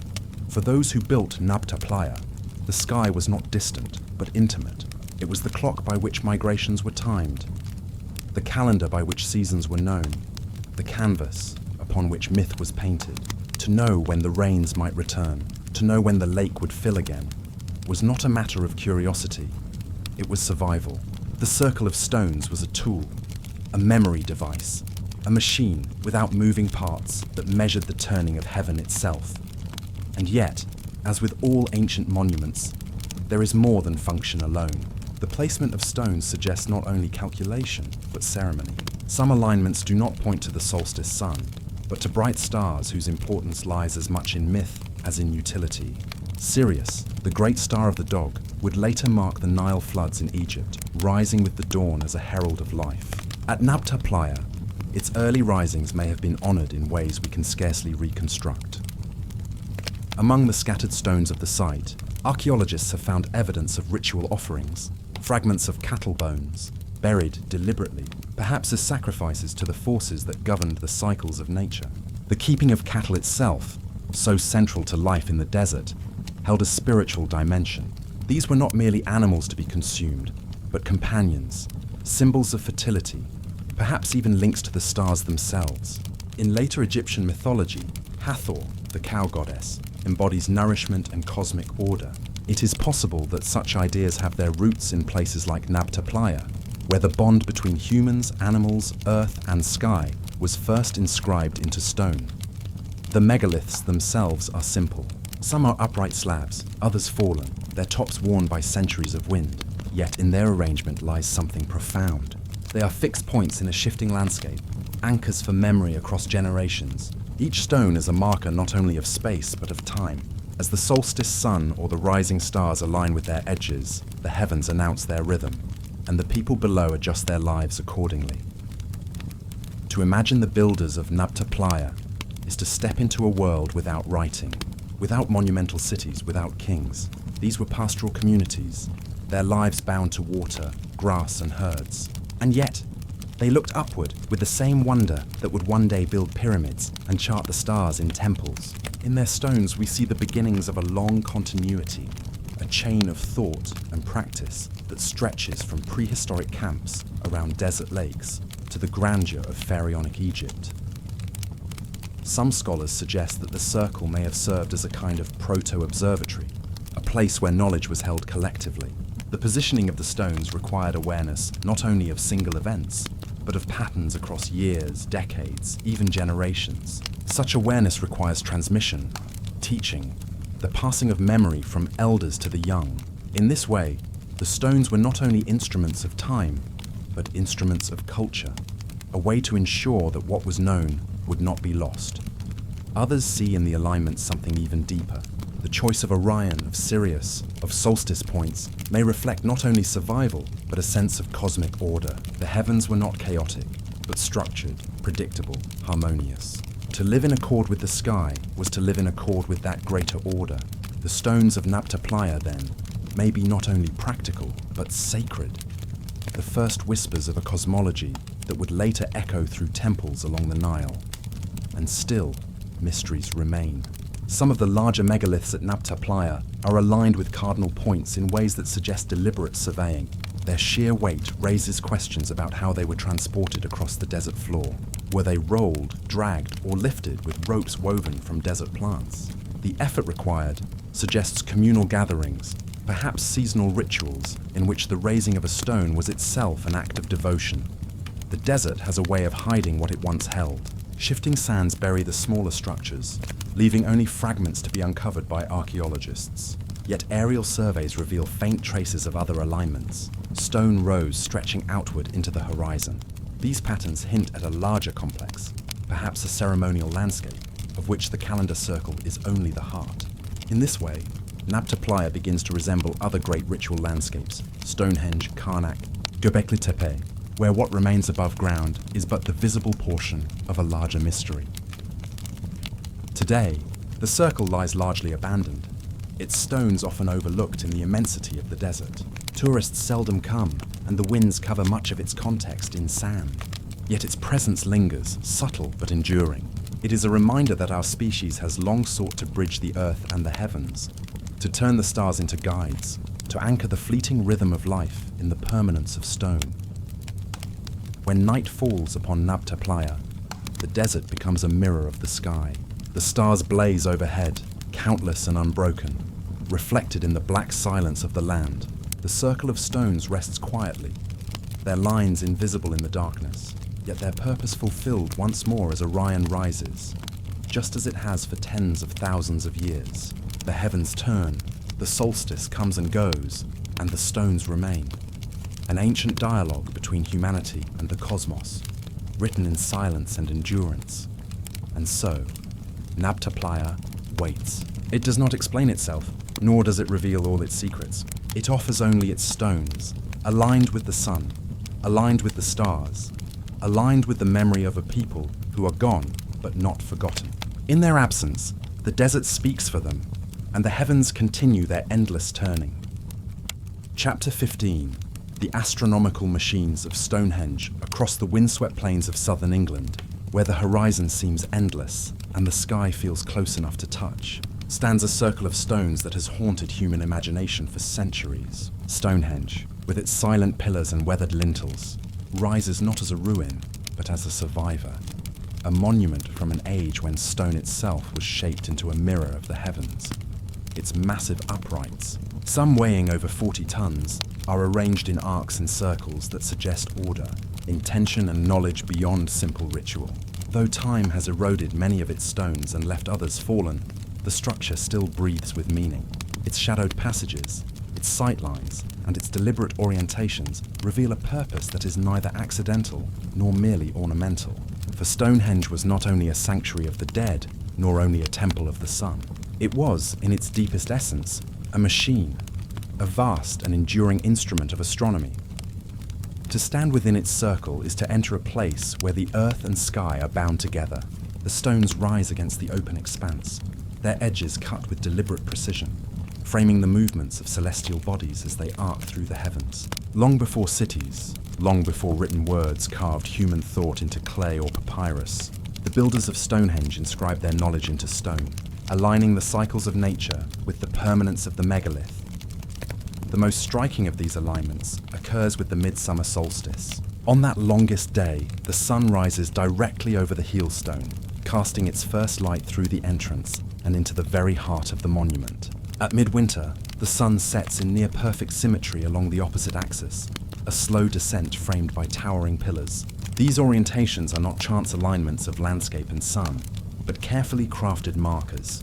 They declare that the builders of Stonehenge knew the turning of the year and that they sought to capture it in an eternal rhythm of stone.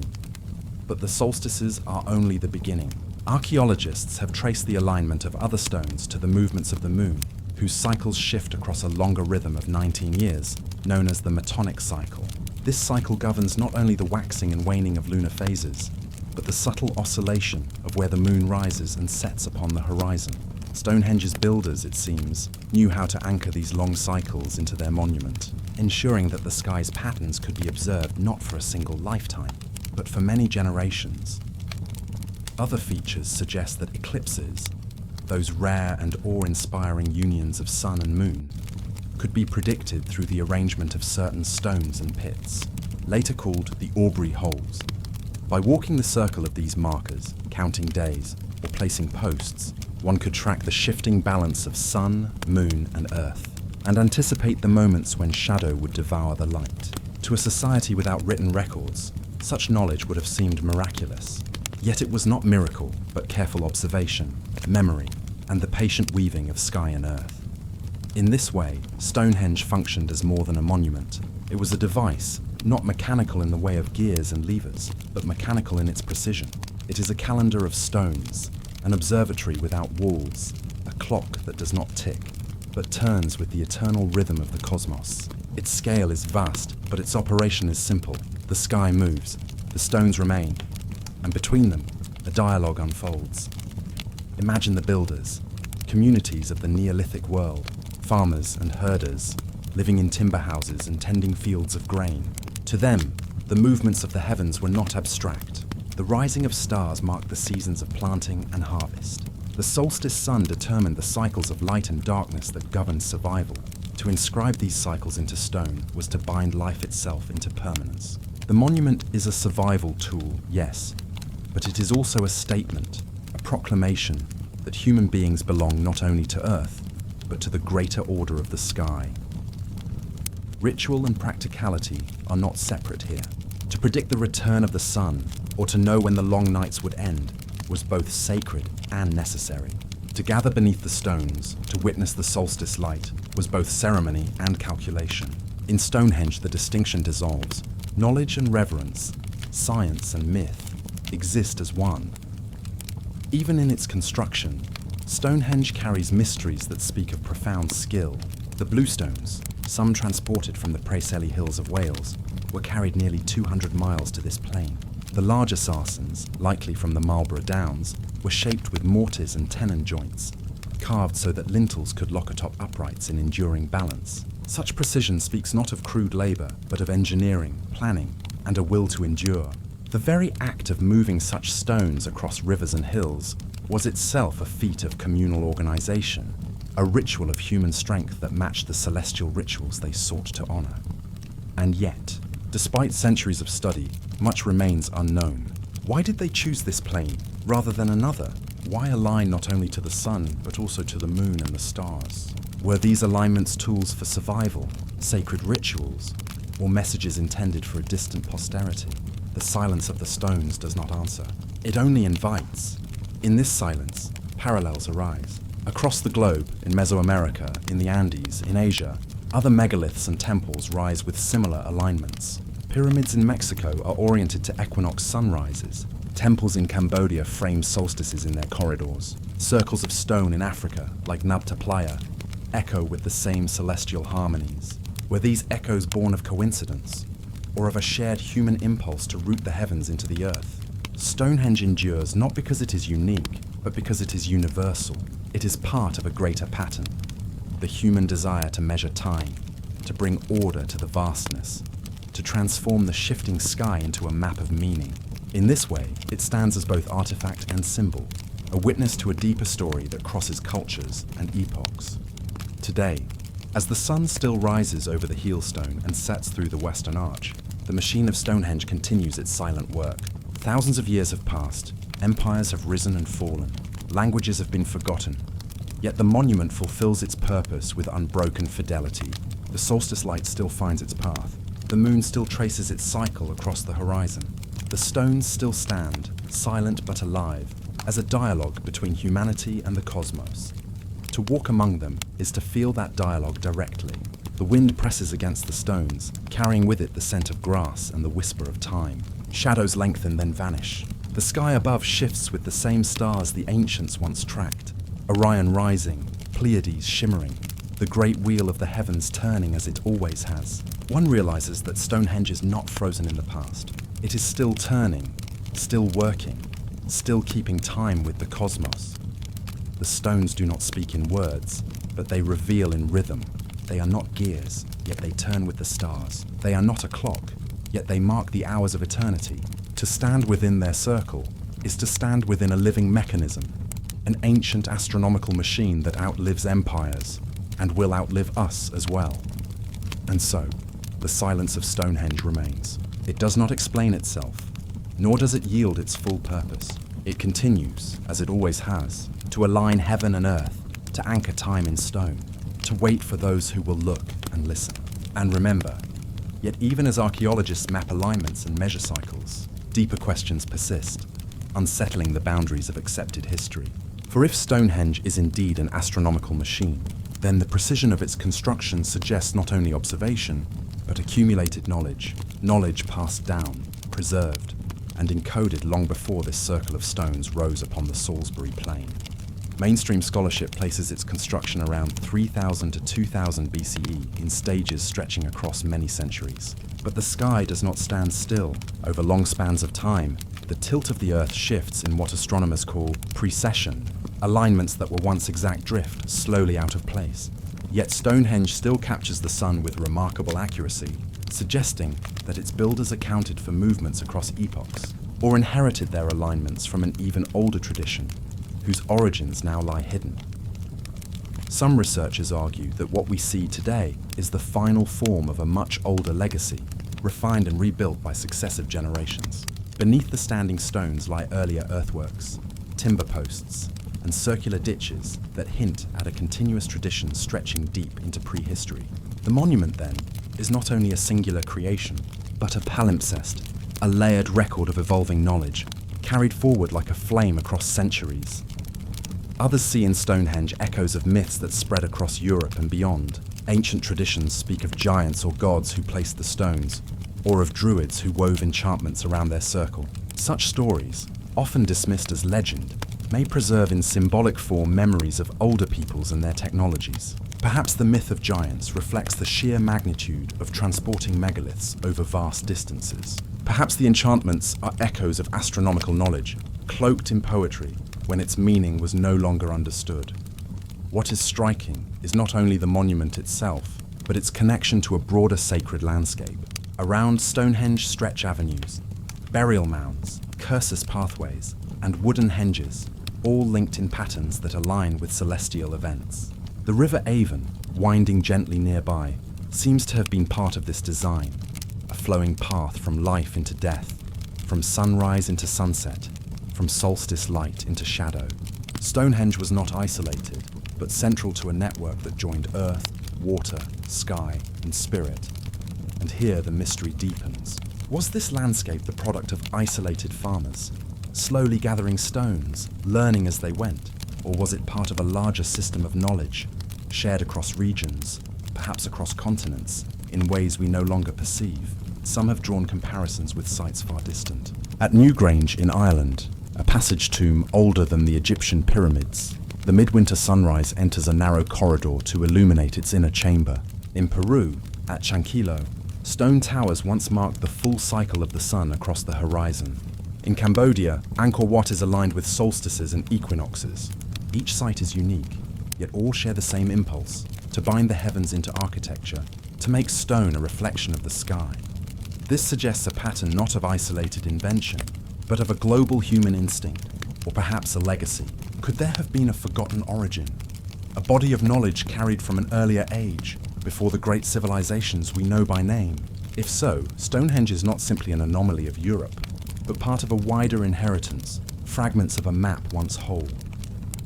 These questions hover at the edges of what we call archaeology, brushing against forbidden history, where speculation treads carefully between evidence and intuition. Official narratives emphasize the social and ritual functions of Stonehenge, a place of gathering, of feasting, of burial.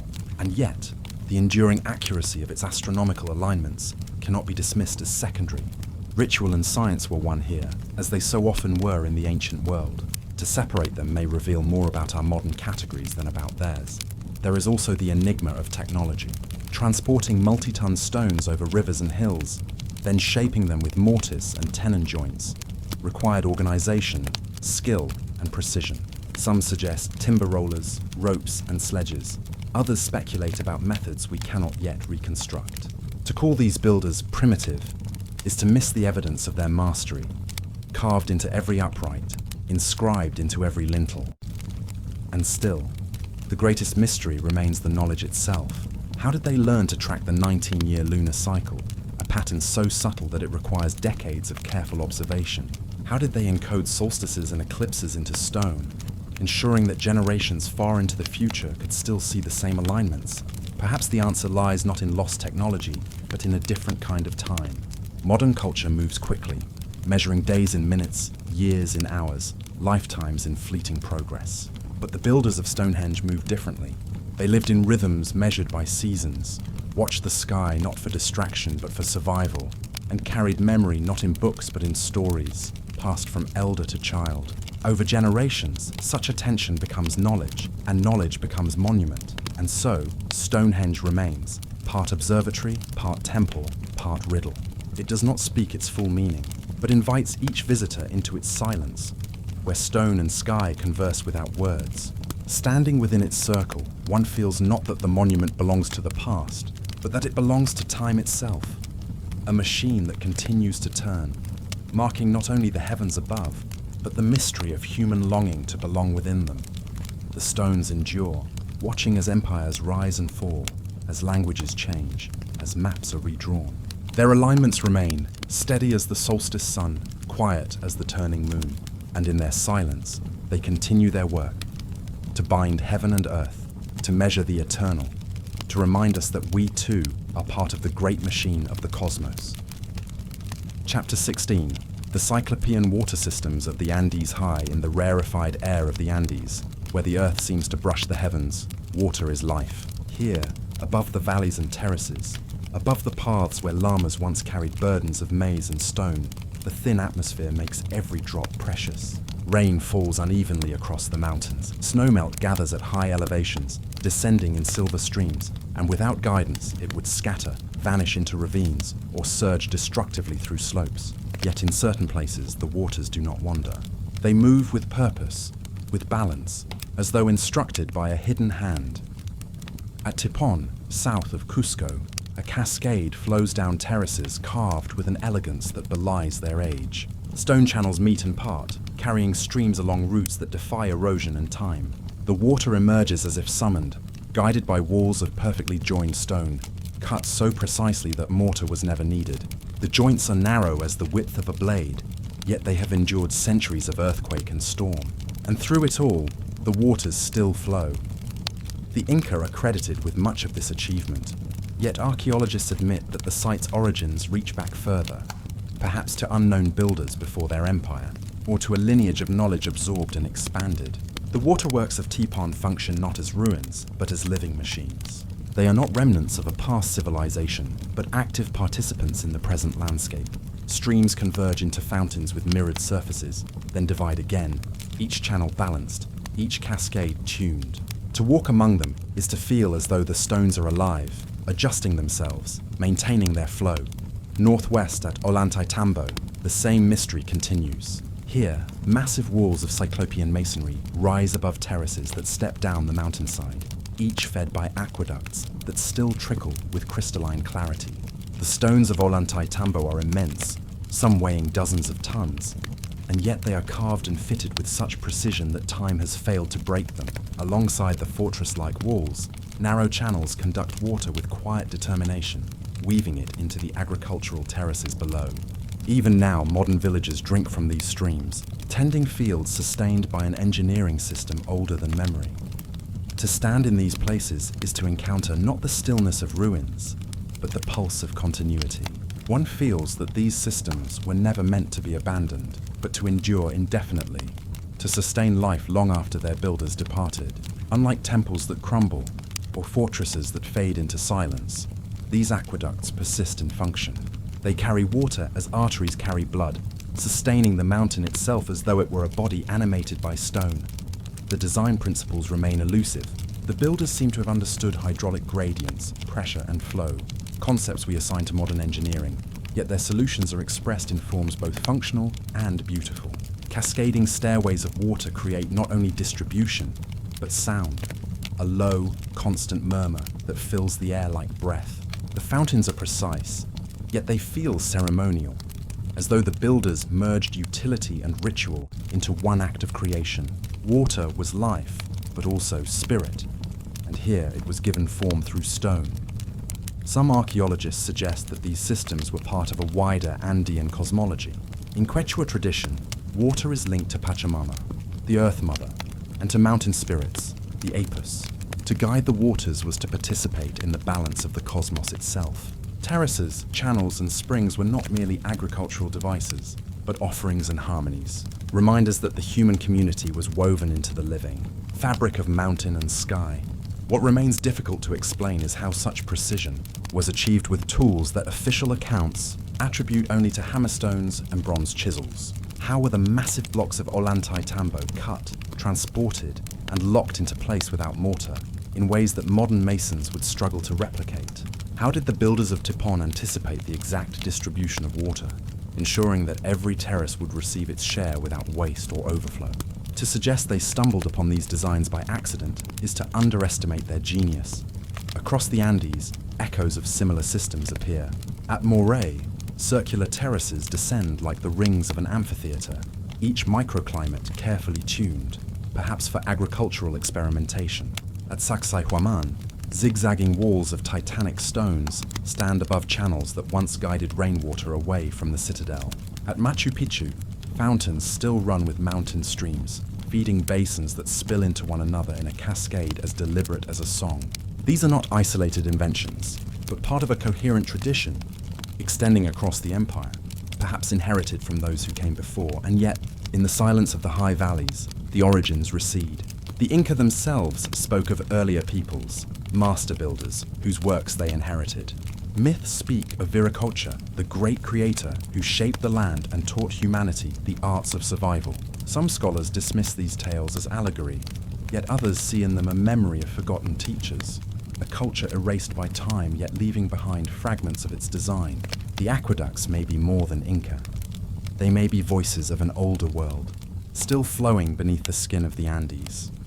To walk among these waterworks at dusk, when the air cools and the last light brushes the peaks, is to feel a deep stillness broken only by the sound of flowing streams. One realizes that this is not simply water, it is knowledge, moving, enduring. Knowledge of stone, of flow, of balance, of the invisible laws that bind nature and human together. These systems embody not only survival, but reverence, reminding us that engineering and spirituality were never separate domains, but threads of the same weave. And as modern engineers study these sites, they often admit their astonishment. The channels resist clogging, the flows remain balanced across centuries, and the terraces retain soil against the forces of erosion. Even earthquakes, which shake the Andes with regular force, have left the masonry intact. It is as though the builders understood not only water, but the mountain itself, designing in harmony rather than against it. What survives, then, is not only stone. It is a way of seeing, a perception of Earth as alive, as responsive, as something to be guided gently, not forced. These aqueducts remind us that ancient civilizations may not have been primitive at all, but carriers of wisdom that modern progress has largely forgotten. And still, the waters flow, through valleys once ruled by emperors, through terraces once heavy with maize, through ruins where voices have long since fallen silent. They move as though in defiance of time, as though each drop carries within it a memory of the hands that carved its path. To listen to them is to hear not only water, but history. Not only history, but mystery. As night settles over the Andes, the stars emerge, reflected in still pools beside the channels. The same constellations that guided shepherds and astronomers millennia ago are mirrored in the waters shaped by stone. Above and below, sky and earth, the same design continues. Enduring, quiet, infinite. And so the cyclopean water systems of the Andes remain, half ruin, half living body. They are not silent monuments, but murmuring ones, their voices carried in the streams that still feed fields and villages. To encounter them is to feel that the past is not gone, but flowing still, beneath our feet, within our hands, through the veins of the mountains. They remind us gently that life depends not only on water, but on the wisdom of how it is carried, shared, and honored. Chapter 17. The Hidden Mechanisms of Petra Inn. The vast silence of southern Jordan, where sandstone cliffs rise like frozen waves of desert fire, the city of Petra lies veiled in stone. To most, it is remembered for its facades. the rose-red monuments carved directly into the mountainsides, their pillars and pediments echoing both Greek and Near Eastern styles. They stand as visions of grandeur, frozen in eternal twilight. But what lies behind them, beneath them, and within the veins of the rock itself, tells another story. Petra was not only a necropolis or a ceremonial heart of the Nabatean people, it was also an engineered oasis, a place where the science of water shapes survival, prosperity, and mystery. The desert surrounding Petra is merciless. Rainfall here is sparse, unpredictable, and often violent, sweeping through canyons in sudden floods that erode the sandstone and vanish into silence. To build a city here was to court impossibility, and yet the Nabateans, a people without the written chronicles of other great civilizations, mastered the unseen forces of their landscape. They learned to capture the desert's fleeting waters, to tame them, and to conceal their flow within rock and shadow. Walking through the Syke, the narrow, winding canyon that forms the main entrance to Petra, one is struck not only by the towering cliffs, but by the subtle traces that line them. Along both sides, shallow channels are carved, sometimes scarcely wider than a hand. To the casual eye, they seem like scars of erosion, but in truth, they are aqueducts, carefully measured to carry rainwater toward the heart of the city. In places, fragments of terracotta piping remain, fitted seamlessly into the stone channels. With quiet precision, these conduits once gathered the waters of distant valleys and storms, leading them toward Petra's cisterns and reservoirs. What emerges is the image not of a passive city, but of a living system. A desert machine built of stone and silence. The Nabateans did not fight against the land. They listened to it, mapping its hidden veins, and built their city as a mirror of its rhythms. Every drop of rain was captured. Every channel was angled to slow the rush of water, to let it settle, to keep it clean. In an environment where most settlements could barely survive, Petra thrived, supporting tens of thousands of inhabitants, their animals, their agriculture, and the traders who passed through along the incense routes of Arabia. The genius of Petra's waterworks is not found in one monument, but in their totality.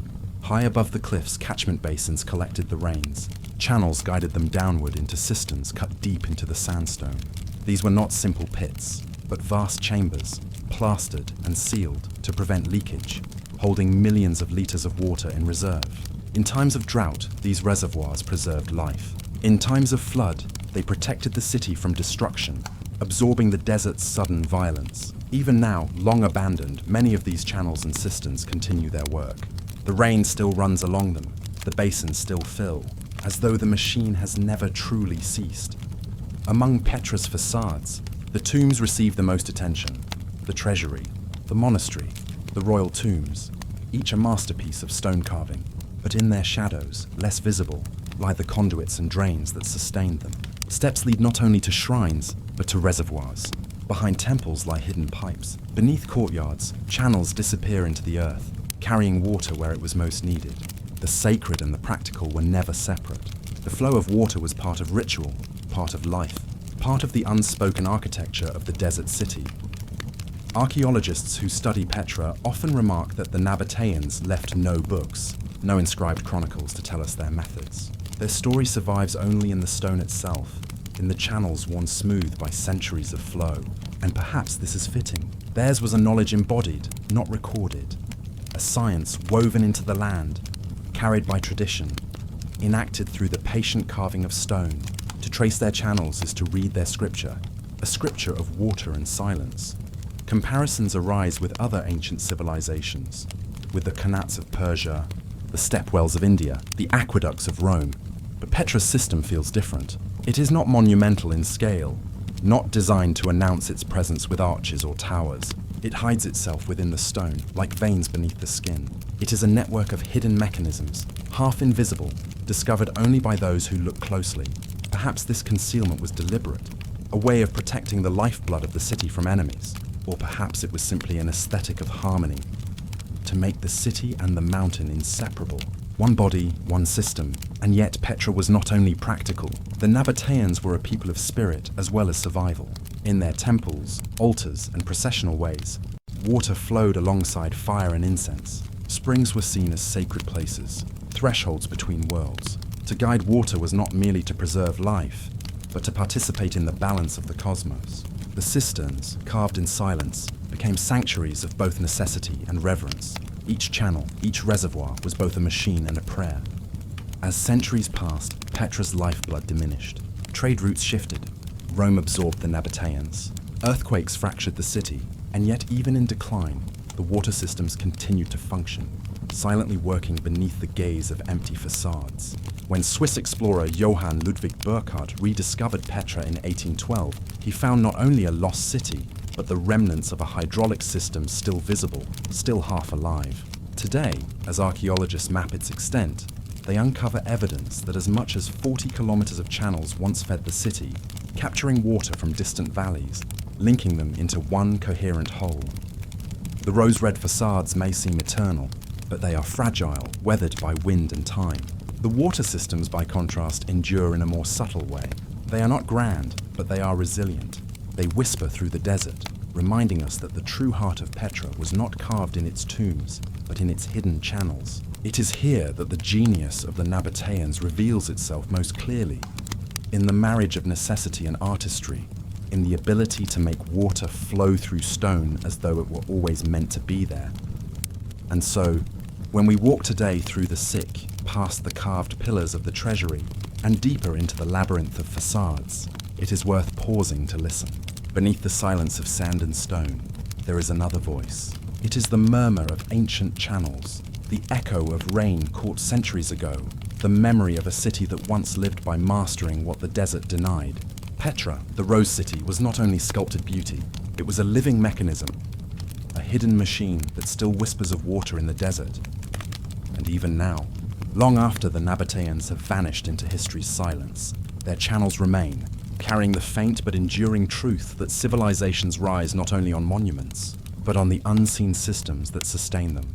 Petra's facades dazzle the eye, but its hidden waters tell the deeper story, one of endurance, ingenuity, and a harmony with nature that modern times have nearly forgotten. Here, in the desert's heart, stone and water remain entwined. The city sleeps, but the machine still breathes. Chapter 18, Chinese Seismoscope, the Dragon Jar Inn. The early years of the Han Dynasty, when scholars and artisans worked under the vast canopy of heaven's mandate, a man named Zhang Heng devoted his mind to the mysteries of earth and sky. Born in the year 78 of our era, he was an astronomer, mathematician, and engineer. He charted the stars, measured the heavens, and designed intricate devices to track the cosmos. Yet among his many achievements, one invention stands apart as both enigmatic and prophetic: the bronze vessel known as the Hufeng Didongyi, the instrument for measuring the motions of the earth. It was the year 132. Rome still dominated the Mediterranean world, and far to the east, the Han Dynasty presided over a flourishing age of learning and trade. Earthquakes were feared as signs of imbalance, as warnings from the unseen forces that moved beneath the earth. They came without warning, shaking villages, toppling walls, spreading fear. To anticipate them was thought impossible, and yet Zhang Heng conceived of a machine that could detect their direction: a seismoscope.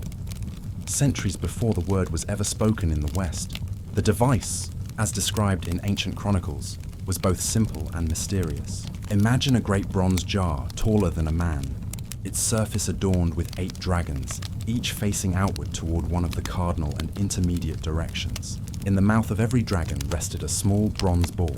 Below, arranged in a perfect circle, sat 8 toads, their mouths gaping upward, waiting to receive the spheres. When an earthquake occurred, one of the dragons would release its ball, which would fall with a resonant clang into the waiting mouth of its toad. The direction of the fallen ball indicated the direction from which the tremor had come. The chronicles tell us that in the very year of its unveiling, the jar proved its worth. No tremor was felt in the capital of Luoyang, yet the western dragon released its ball. Weeks later, messengers arrived, reporting that an earthquake had struck far to the west. The machine had spoken before any human sensed a thing.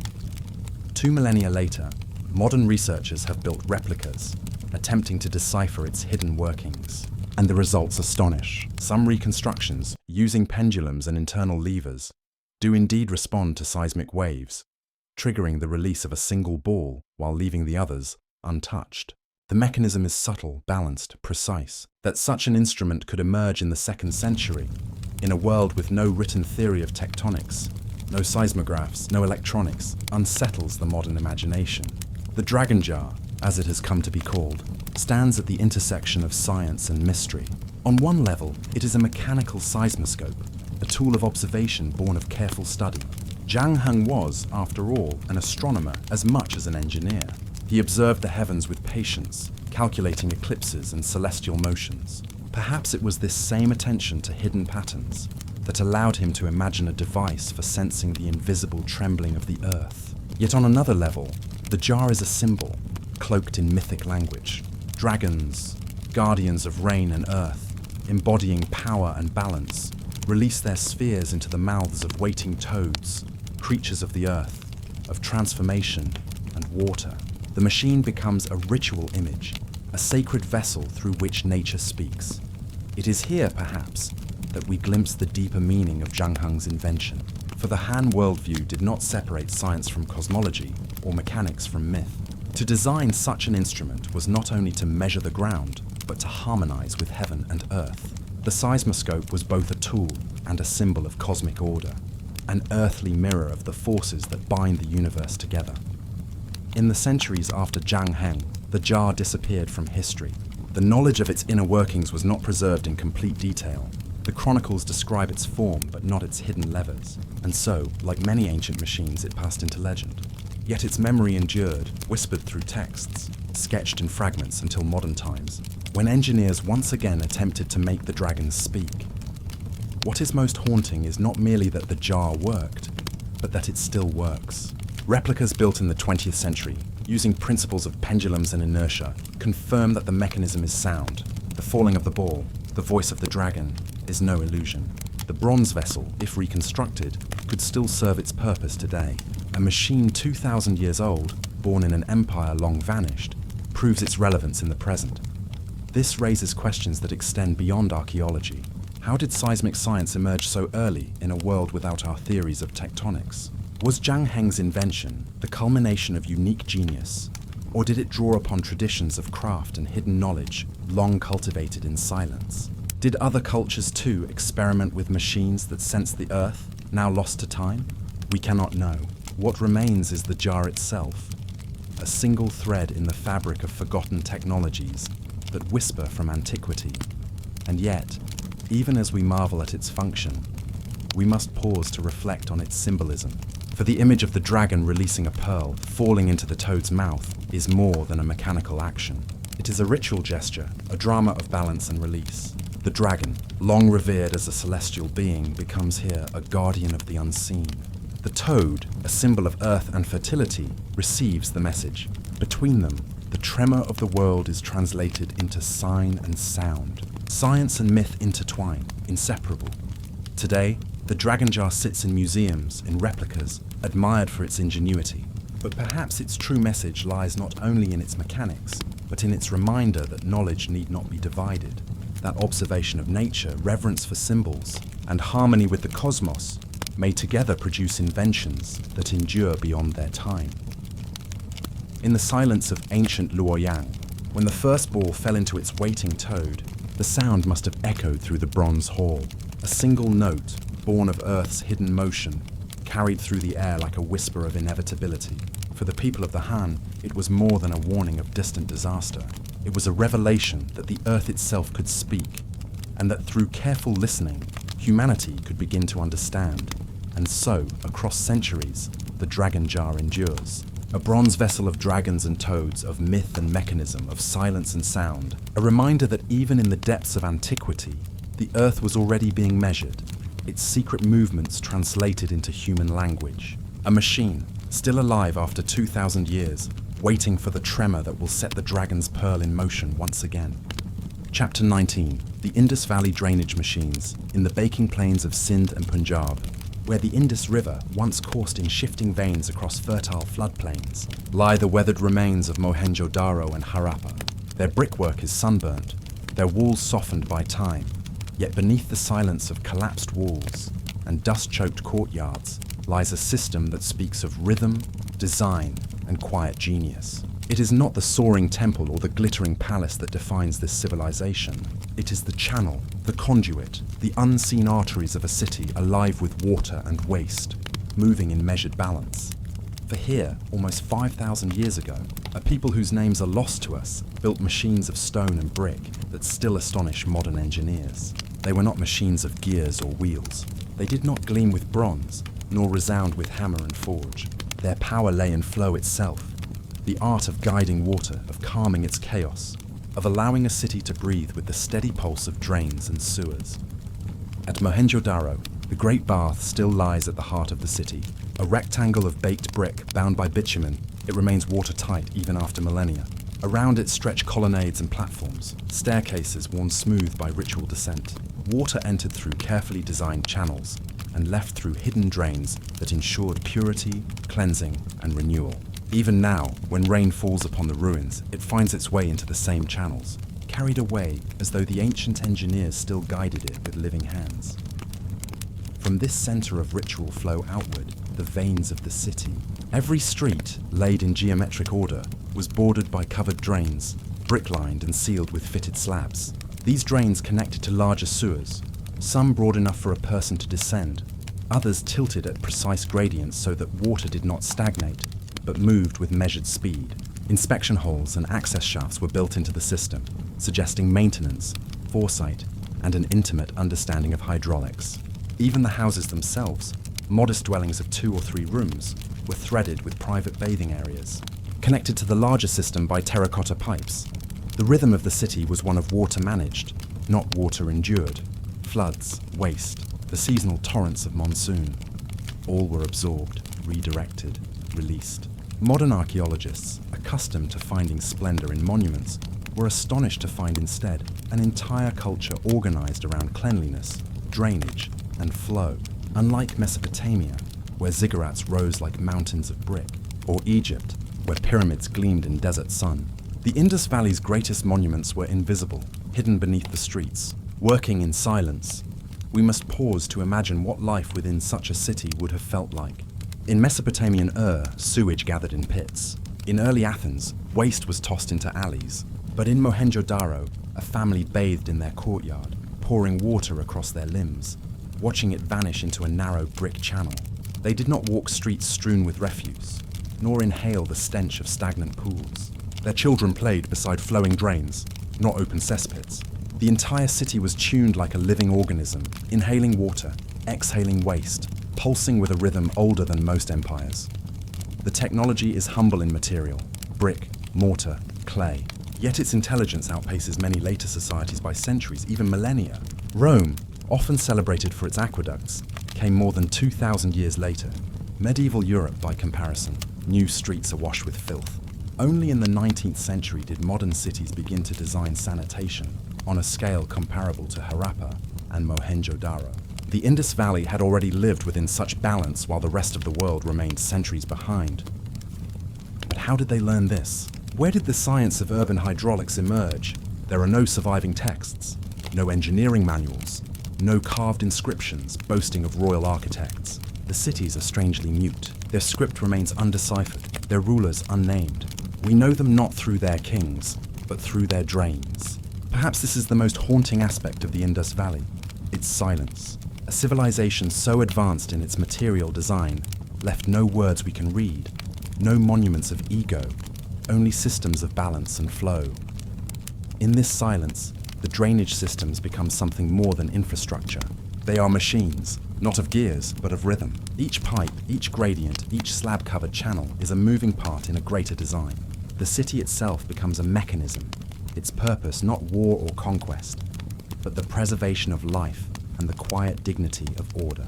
To walk through the ruins today, to see rainwater coursing along the same channels carved thousands of years ago, is to feel as though one is standing within the chest of a sleeping giant, hearing the faint heartbeat of its living flow. At Mohenjo-Daro, archaeologists uncovered evidence of what may be the world's first urban latrines.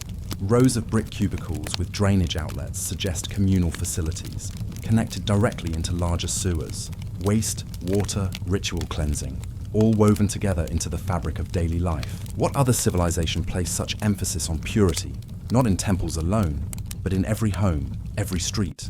There is a sacred undertone here, though we cannot fully grasp it.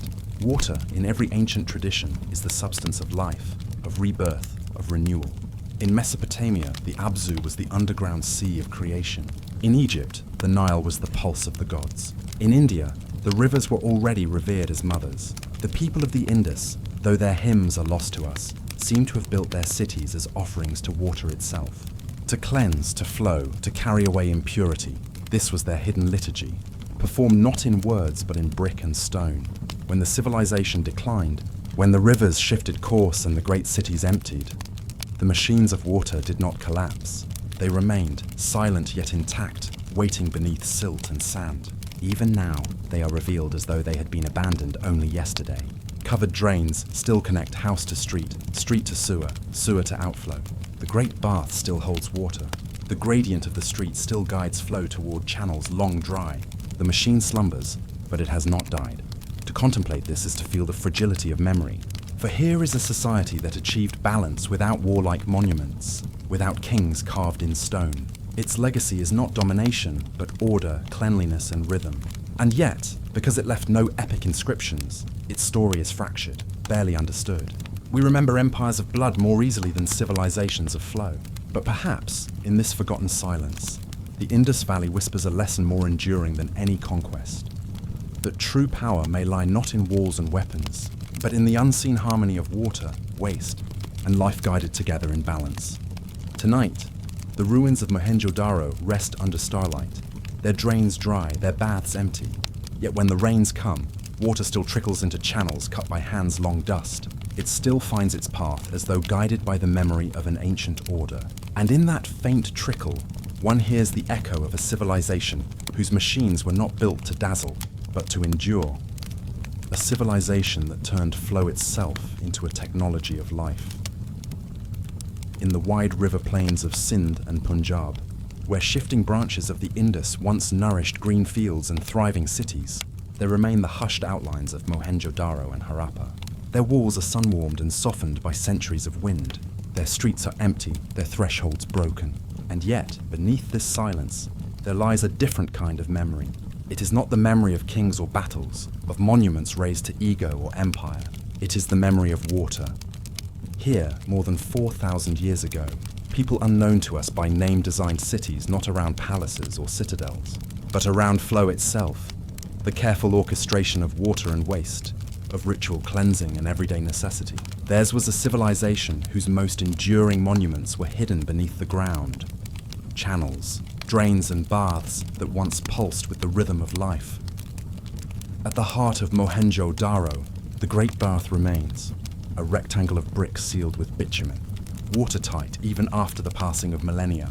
Its staircases descend into stillness, polished smooth by countless bare feet. Water once filled it, poured from channeled inlets, drained away through hidden outlets. It was more than a pool.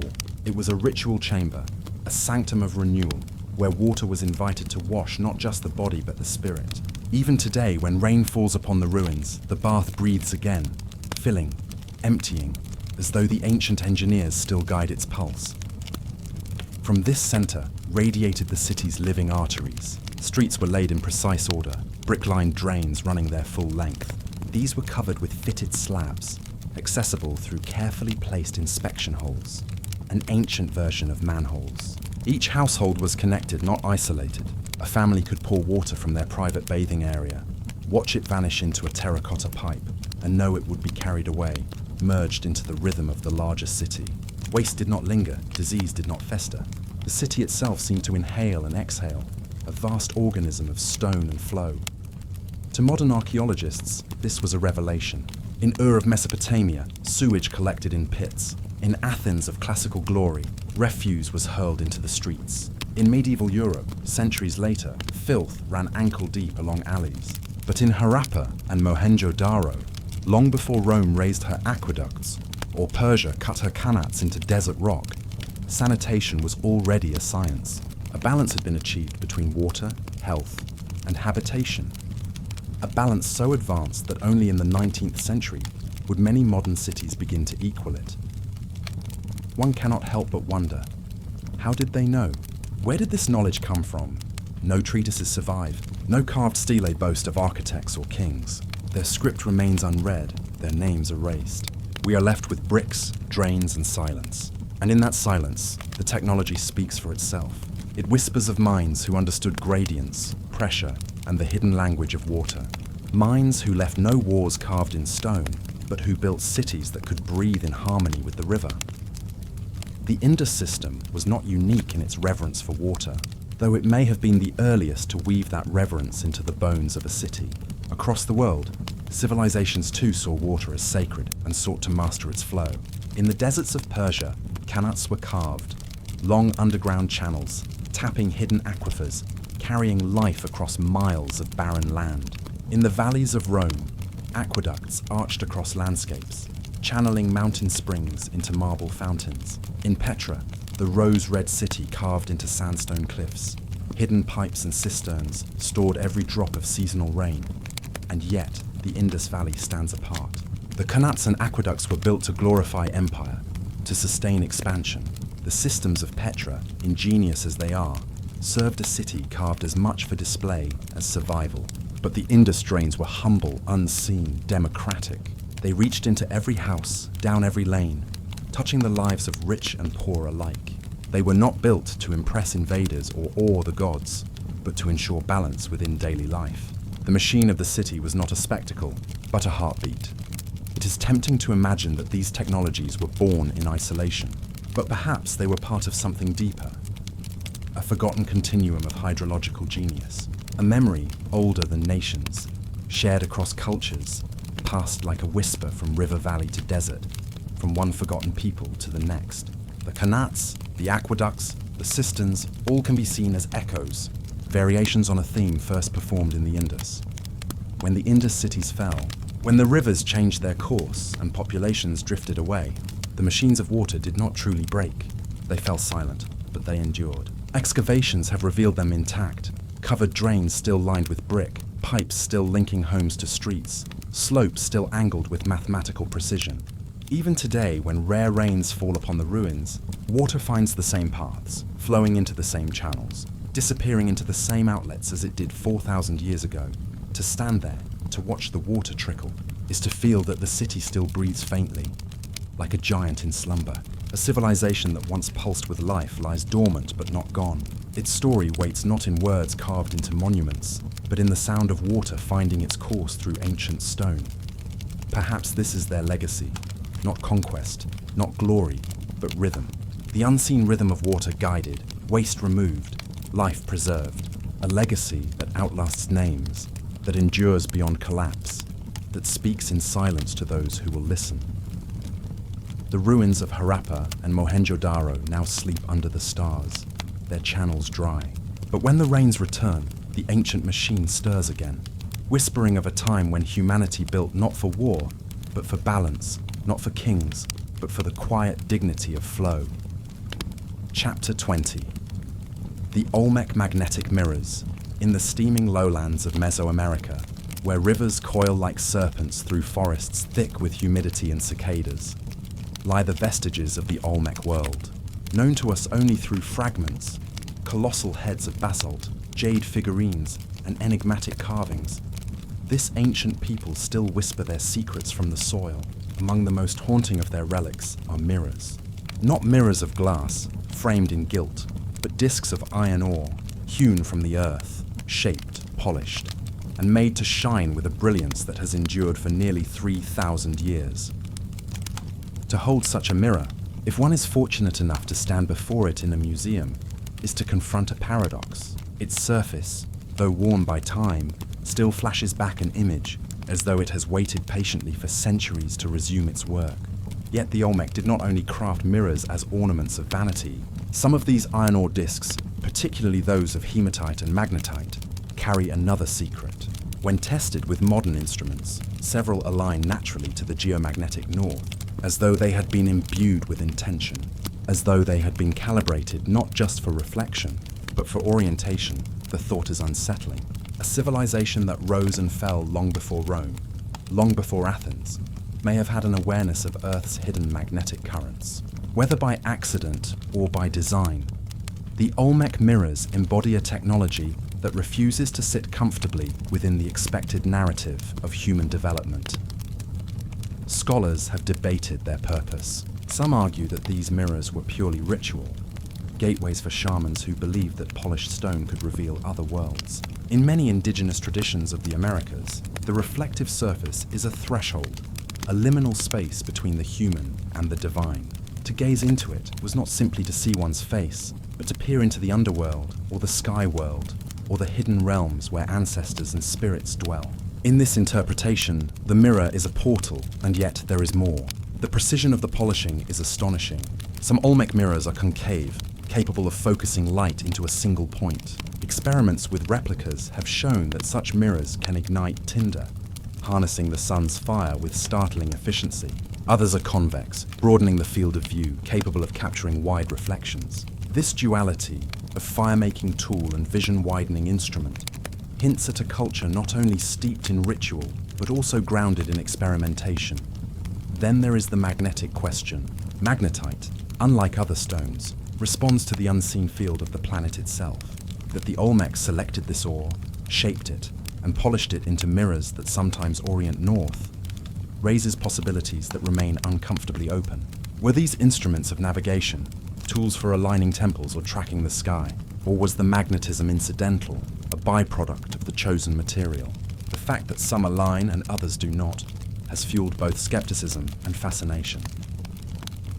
Archaeologists have unearthed Olmec sites aligned with celestial and cardinal points, their pyramids and ceremonial platforms oriented to solstices, to horizons, to the great order of the heavens. If these people already mapped the sky with precision, is it unthinkable that they might also have sensed the pull of Earth's invisible lines? The mirror, in this light, becomes more than a ritual object. It becomes a silent machine, merging optics with magnetism, ritual with science. In it, one might see the face of a priest in trance, the fire of the sun drawn into flame, or the faint suggestion of north itself, the hidden arrow embedded in the stone. Comparisons ripple outward. In China, lodestones were known by the Han Dynasty, serving as compasses long before such devices reached Europe. In Mesopotamia, polished obsidian served ritual and optical roles. Across the Mediterranean, mirrors of bronze gleamed in sanctuaries. But the Olmec mirrors stand apart. Their material is magnetic, their polish is exact. Their persistence, still functional after 3 millennia, testifies to both skill and intent. And so, we are left with the enigma. Were the Olmec mirrors portals, weapons of fire, tools of navigation, or all of these at once? Did the makers know the magnetic nature of their chosen ore, or was it a coincidence that fed later interpretations? The stones do not answer, they simply reflect. Back to us, and back into the silence from which they came. Today, when light strikes them, they still shine, still ignite curiosity, still suggest that what we call ancient may have been more advanced than we imagine. Like the drains of Mohenjo-Daro, the bath of Tipon, or the dragon jar of Zhangheng, these mirrors remind us that technology wears many faces. Sometimes it is a wheel, sometimes it is water, sometimes it is simply reflection. But always, beneath the visible surface, it carries a hidden order, waiting for us to look more deeply. And when we gaze into these polished stones, we see not only ourselves, but also the unsettling truth that human ingenuity has always reached further back, and perhaps further outward than we are prepared to accept. The Olmec mirrors remain, not broken, not inert, but alive, humming faintly with the currents of the earth, reflecting both light and mystery, waiting for us to understand what they truly were. Chapter 21. The immortal pillar of Delhi in the heart of Delhi. Beneath the shifting skies of northern India, there rises a column of iron. It is neither gilded nor crowned with precious stone, neither carved with elaborate ornament, nor hidden away in sanctuaries of secrecy. It stands in quiet defiance of time. For more than 16 centuries, the pillar has endured the rains of monsoon, the arid dust of summer winds, and the cool touch of winter fogs. And yet, despite the centuries, despite the ceaseless assault of climate, the column has not surrendered to rust. It is known as the Iron Pillar of Delhi, a shaft over 7 meters tall, weighing more than 6 tons, placed in the courtyard of what is now the Qutb complex. Its presence is arresting not because of its grandeur, but because of its silence. To those who pass, it may appear as a simple monument. To those who look more closely, it becomes something else. A technological relic, a survivor of lost craftsmanship, a mystery written in metal. The inscription carved upon its surface speaks of a king named Chandra, often identified as Chandragupta II of the Gupta dynasty. This would date the pillar to the 4th or 5th century of our era, an age when much of the world was embroiled in turbulence and transition. Yet the iron column from this ancient time has endured with a resilience that modern metallurgists still struggle to explain fully. Iron, by its nature, longs to return to the earth. Exposed to air and water, it oxidizes, crumbles, and is reclaimed by the soil from which it came. Great bridges, ships, and towers of modern steel must be painted, protected, and repaired to hold against corrosion. But here, in Delhi, an ancient column resists effortlessly what the might of industry cannot always contain. For centuries, the pillar has been observed with awe.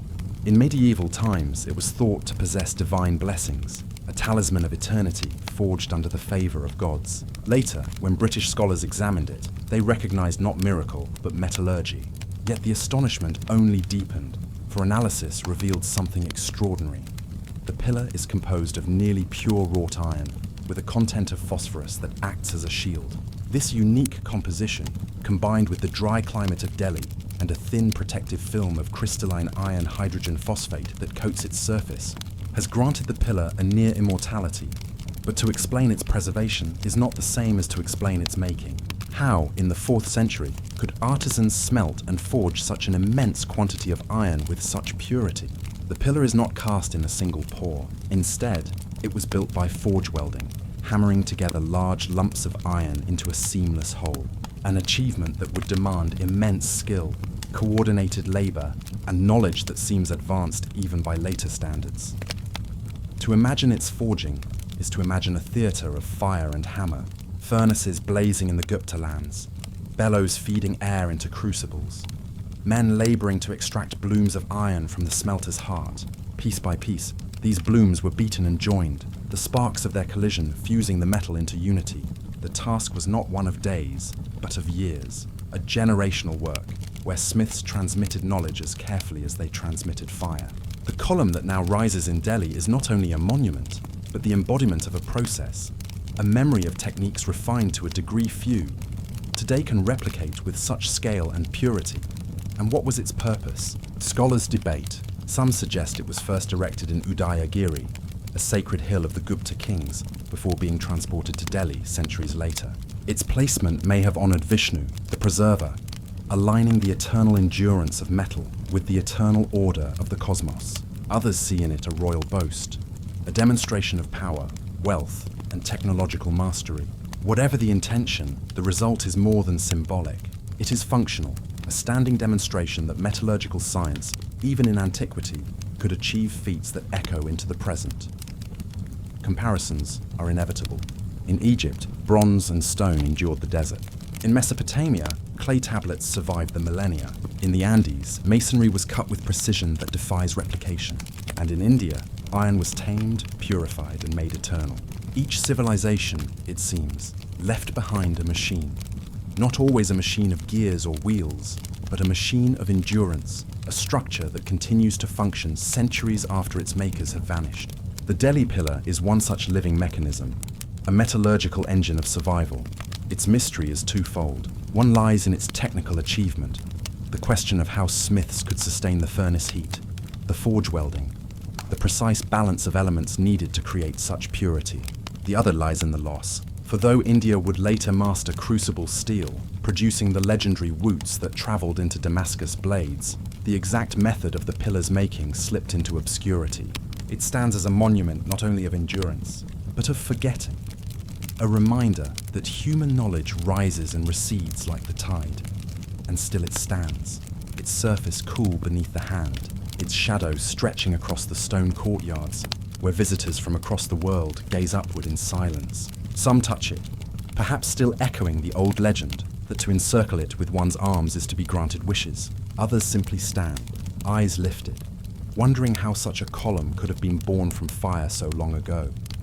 There is something humbling in its presence, for in this age of advanced alloys and sprawling industry, the column whispers that ancient hands, guided by forgotten principles, achieved what modern science still studies with reverence. The immortal pillar of Delhi is not only iron, it is memory, endurance, and question. And in the stillness of the courtyard, as the air hangs heavy with the scent of dust and jasmine, the column seems to breathe with the centuries. Not broken, not corroded, but alive, as though the smiths who forged it placed within it something more than metal. A fragment of permanence in a world of decay. In the centuries after its forging, the pillar bore silent witness to empires rising and fading around it. When the Gupta dynasty waned, their monuments were left to weather in the care of gods and time.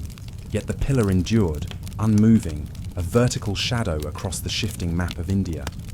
By the 12th century, the armies of the Delhi Sultanate swept into northern India, their banners high, their swords glinting in the sun.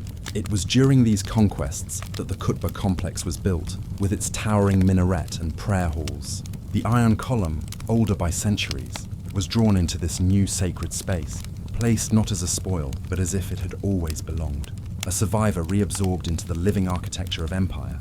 And so it stood, in the cloisters of the sultans beneath the call of the muezzin, watched by men who did not know its makers, yet sensed its endurance. They may have seen it as a relic of the infidel kings of old, or as a marvel of craftsmanship to be admired.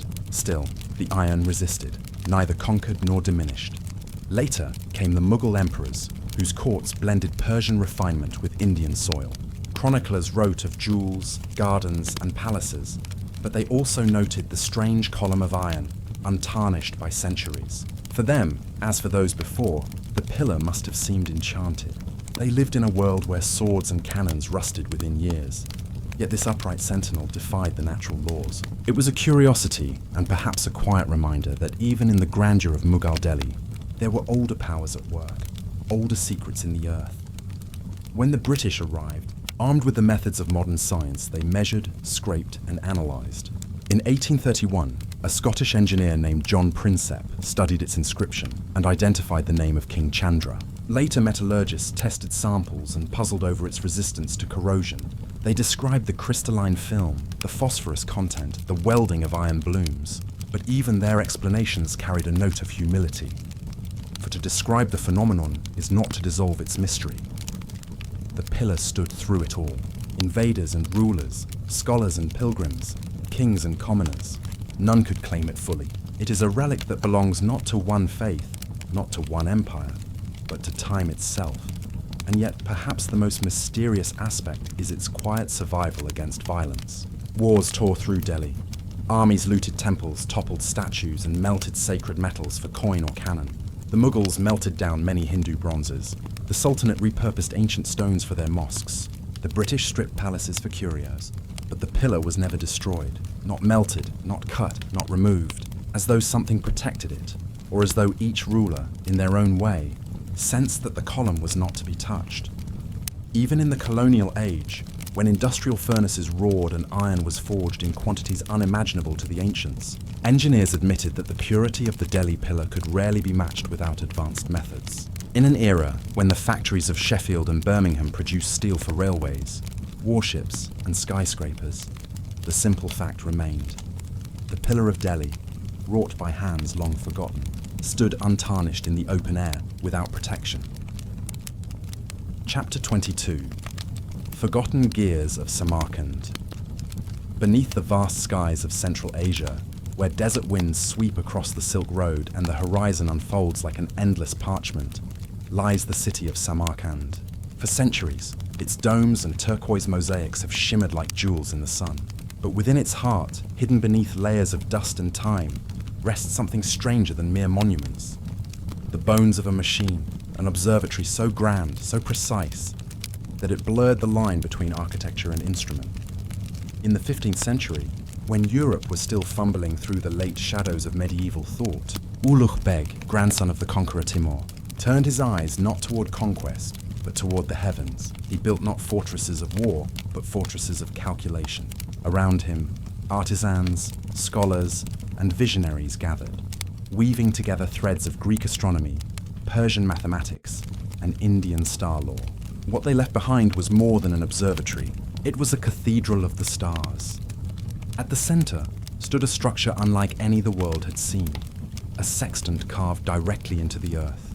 Towering, immovable, its arc stretched nearly 40 meters, descending into a trench lined with marble. It was not a delicate brass instrument to be carried in a scholar's hand.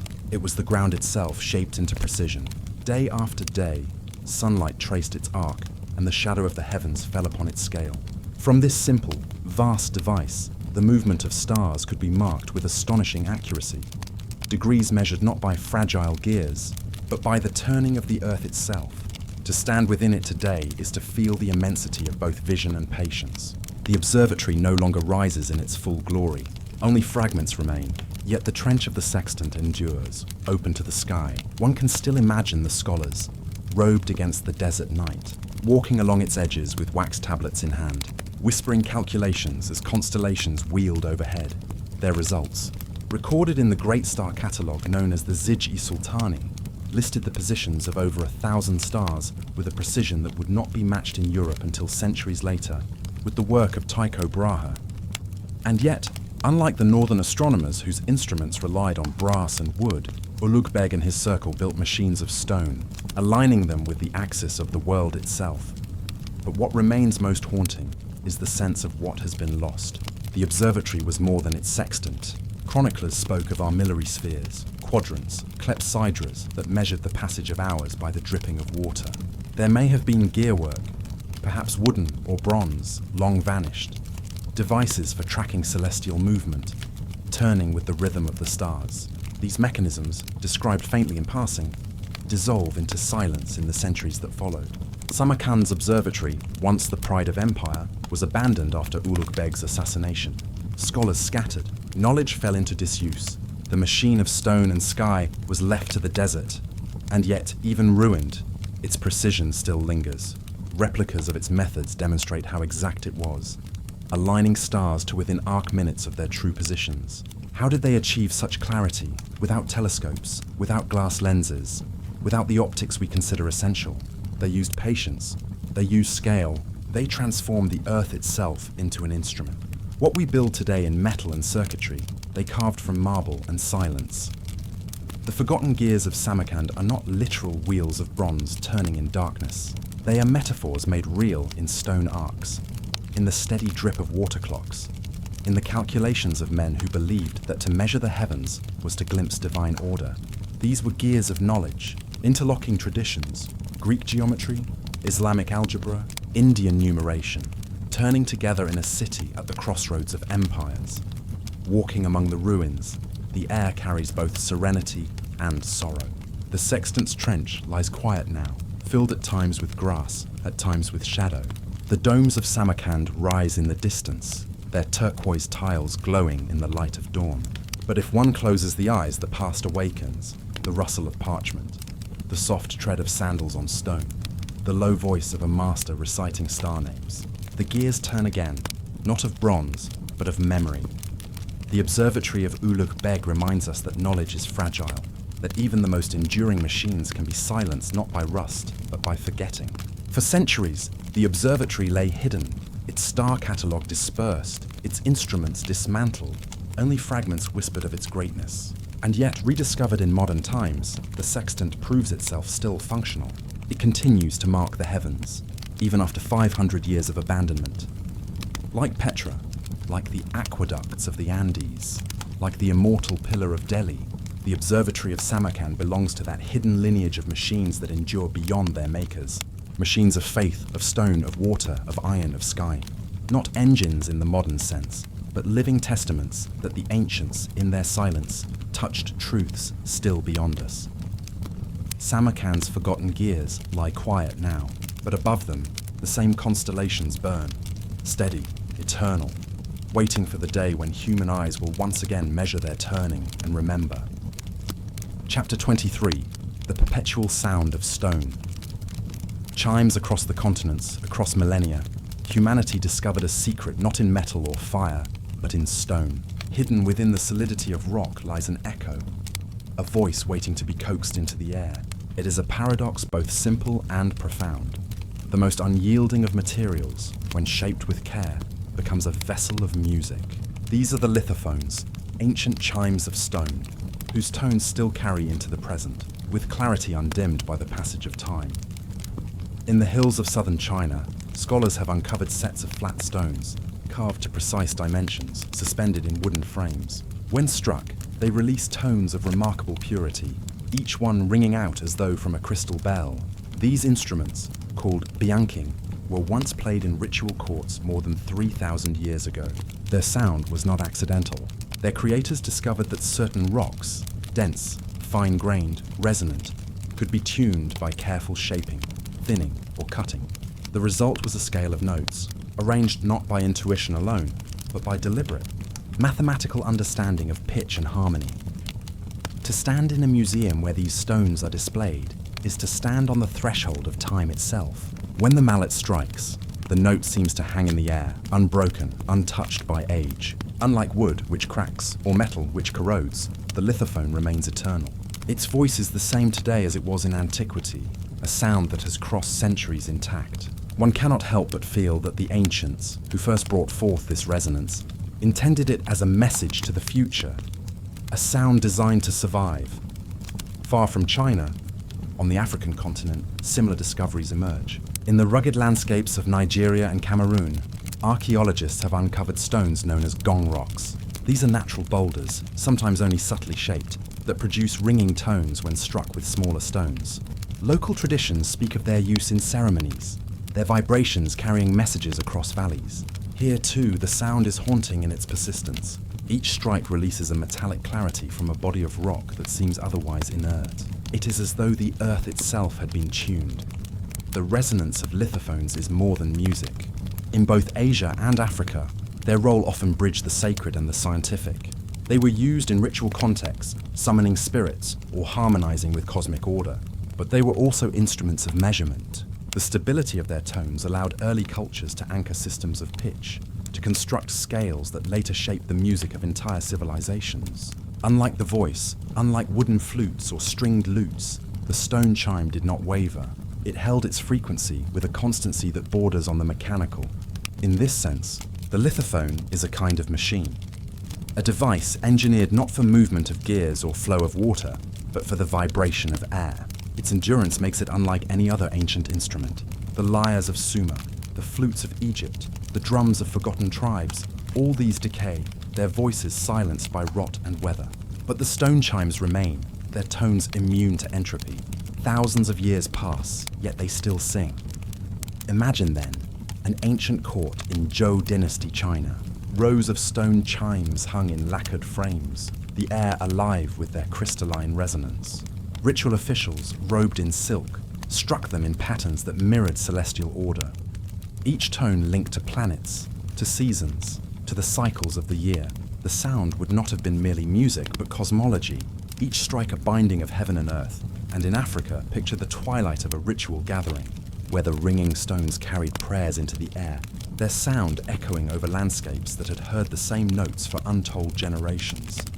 To modern ears, the lithophone may seem a curiosity, a strange relic of ritual music. Yet when replicas are played, when archaeologists suspend ancient stones and test their tones, the effect is undeniable. These instruments do not sound primitive. They sound precise, clear, refined, at times even more stable than many modern counterparts. The ancients, without metallurgy, without electronic tuners, unlocked a property of stone that continues to puzzle and inspire. The mystery lingers in the intent. Were these stones chosen for their sound alone, or for something deeper? Did the ancients sense that in resonance lay a connection to the unseen, to the divine? Many traditions speak of the universe itself as vibration, as sound.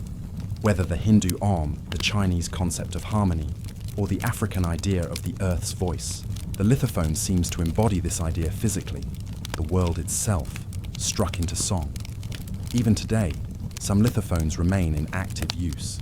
In remote villages, ritual stone chimes are still played in ceremonies, their voices unchanged, linking living communities to ancestors across thousands of years. In this continuity, the stones become more than instruments. They are timekeepers, transmitting not only sound, but memory. The perpetual sound of stone chimes unsettles in its simplicity. These are not machines of metal, not engines with moving parts. They are shaped fragments of the earth itself, resonators whose design lies half in human craft and half in natural law. Yet they function flawlessly across time, perhaps more durable than any technology we possess today. And so, when we hear their tones, pure, unwavering, untouched by centuries, we are reminded that some machines do not rust, some instruments do not decay. They wait in silence, their voices preserved, until struck again by a curious hand. Then the ancient note rises, as fresh as on the first day. The sound of the stone chimes is the sound of time itself, resonating through the ages, reminding us that the earth holds within it not only silence, but song.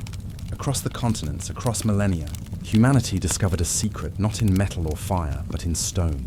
Hidden within the solidity of rock lies an echo, a voice waiting to be coaxed into the air. It is a paradox both simple and profound. The most unyielding of materials, when shaped with care, becomes a vessel of music.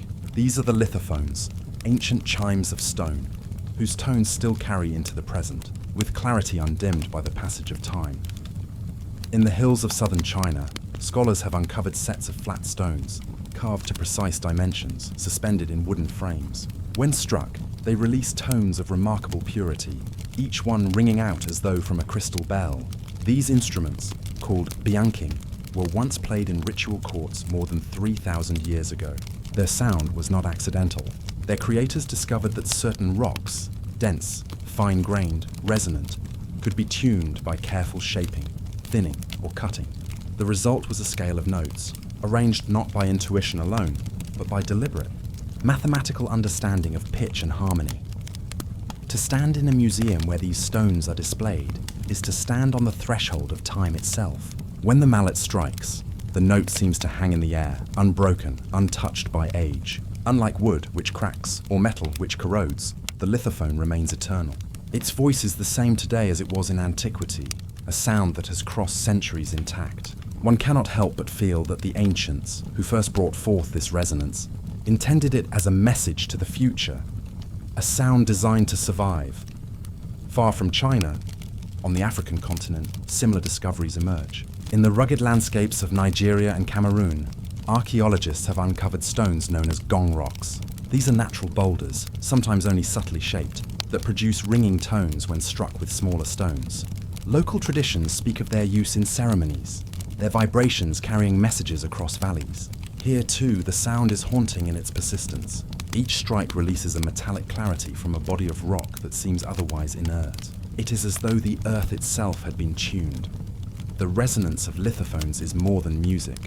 In both Asia and Africa, their role often bridged the sacred and the scientific. They were used in ritual contexts, summoning spirits or harmonizing with cosmic order. But they were also instruments of measurement. The stability of their tones allowed early cultures to anchor systems of pitch, to construct scales that later shaped the music of entire civilizations. Unlike the voice, unlike wooden flutes or stringed lutes, the stone chime did not waver. It held its frequency with a constancy that borders on the mechanical. In this sense, the lithophone is a kind of machine, a device engineered not for movement of gears or flow of water, but for the vibration of air. Its endurance makes it unlike any other ancient instrument. The lyres of Sumer, the flutes of Egypt, the drums of forgotten tribes, all these decay, their voices silenced by rot and weather. But the stone chimes remain, their tones immune to entropy. Thousands of years pass, yet they still sing. Chapter 24. Machines of the Gods. The echo of survival. There is a silence that hangs at the threshold of endings. A silence filled not with absence, but with reverberation. As we arrive at the final chamber of our journey through ancient machines, the echoes of stone, of bronze, of water, and of fire still linger around us. They do not fade with time. They wait, they hum, they whisper.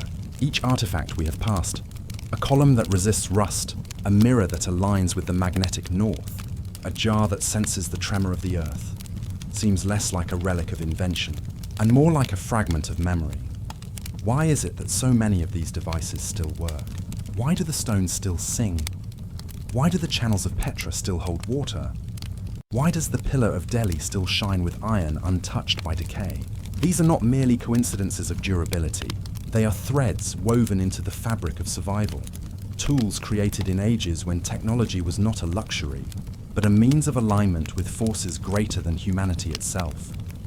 The machines of the gods, as some have called them, were not machines in the modern sense. They were not fueled by oil, nor powered by wires, nor driven by pistons. They were tuned instead to cycles, to the stars, to the rains, to the tremors of the earth, to the slow decay of metal, to the resonance of stone.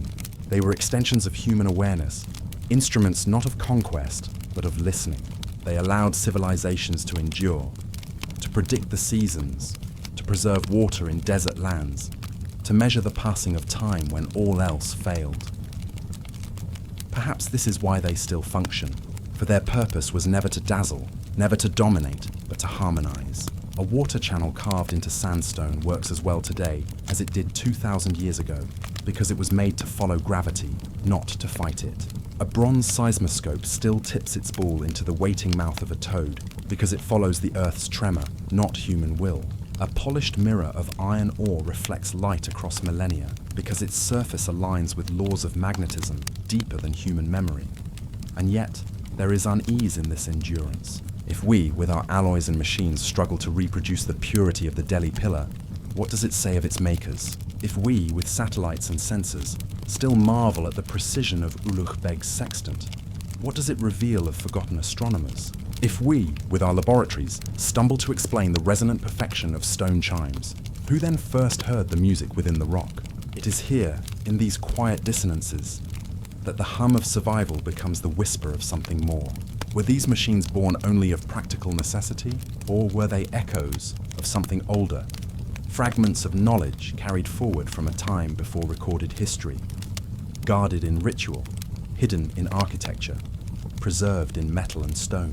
Civilizations rise, flourish, and fall, yet within their ruins, certain mechanisms remain unbroken.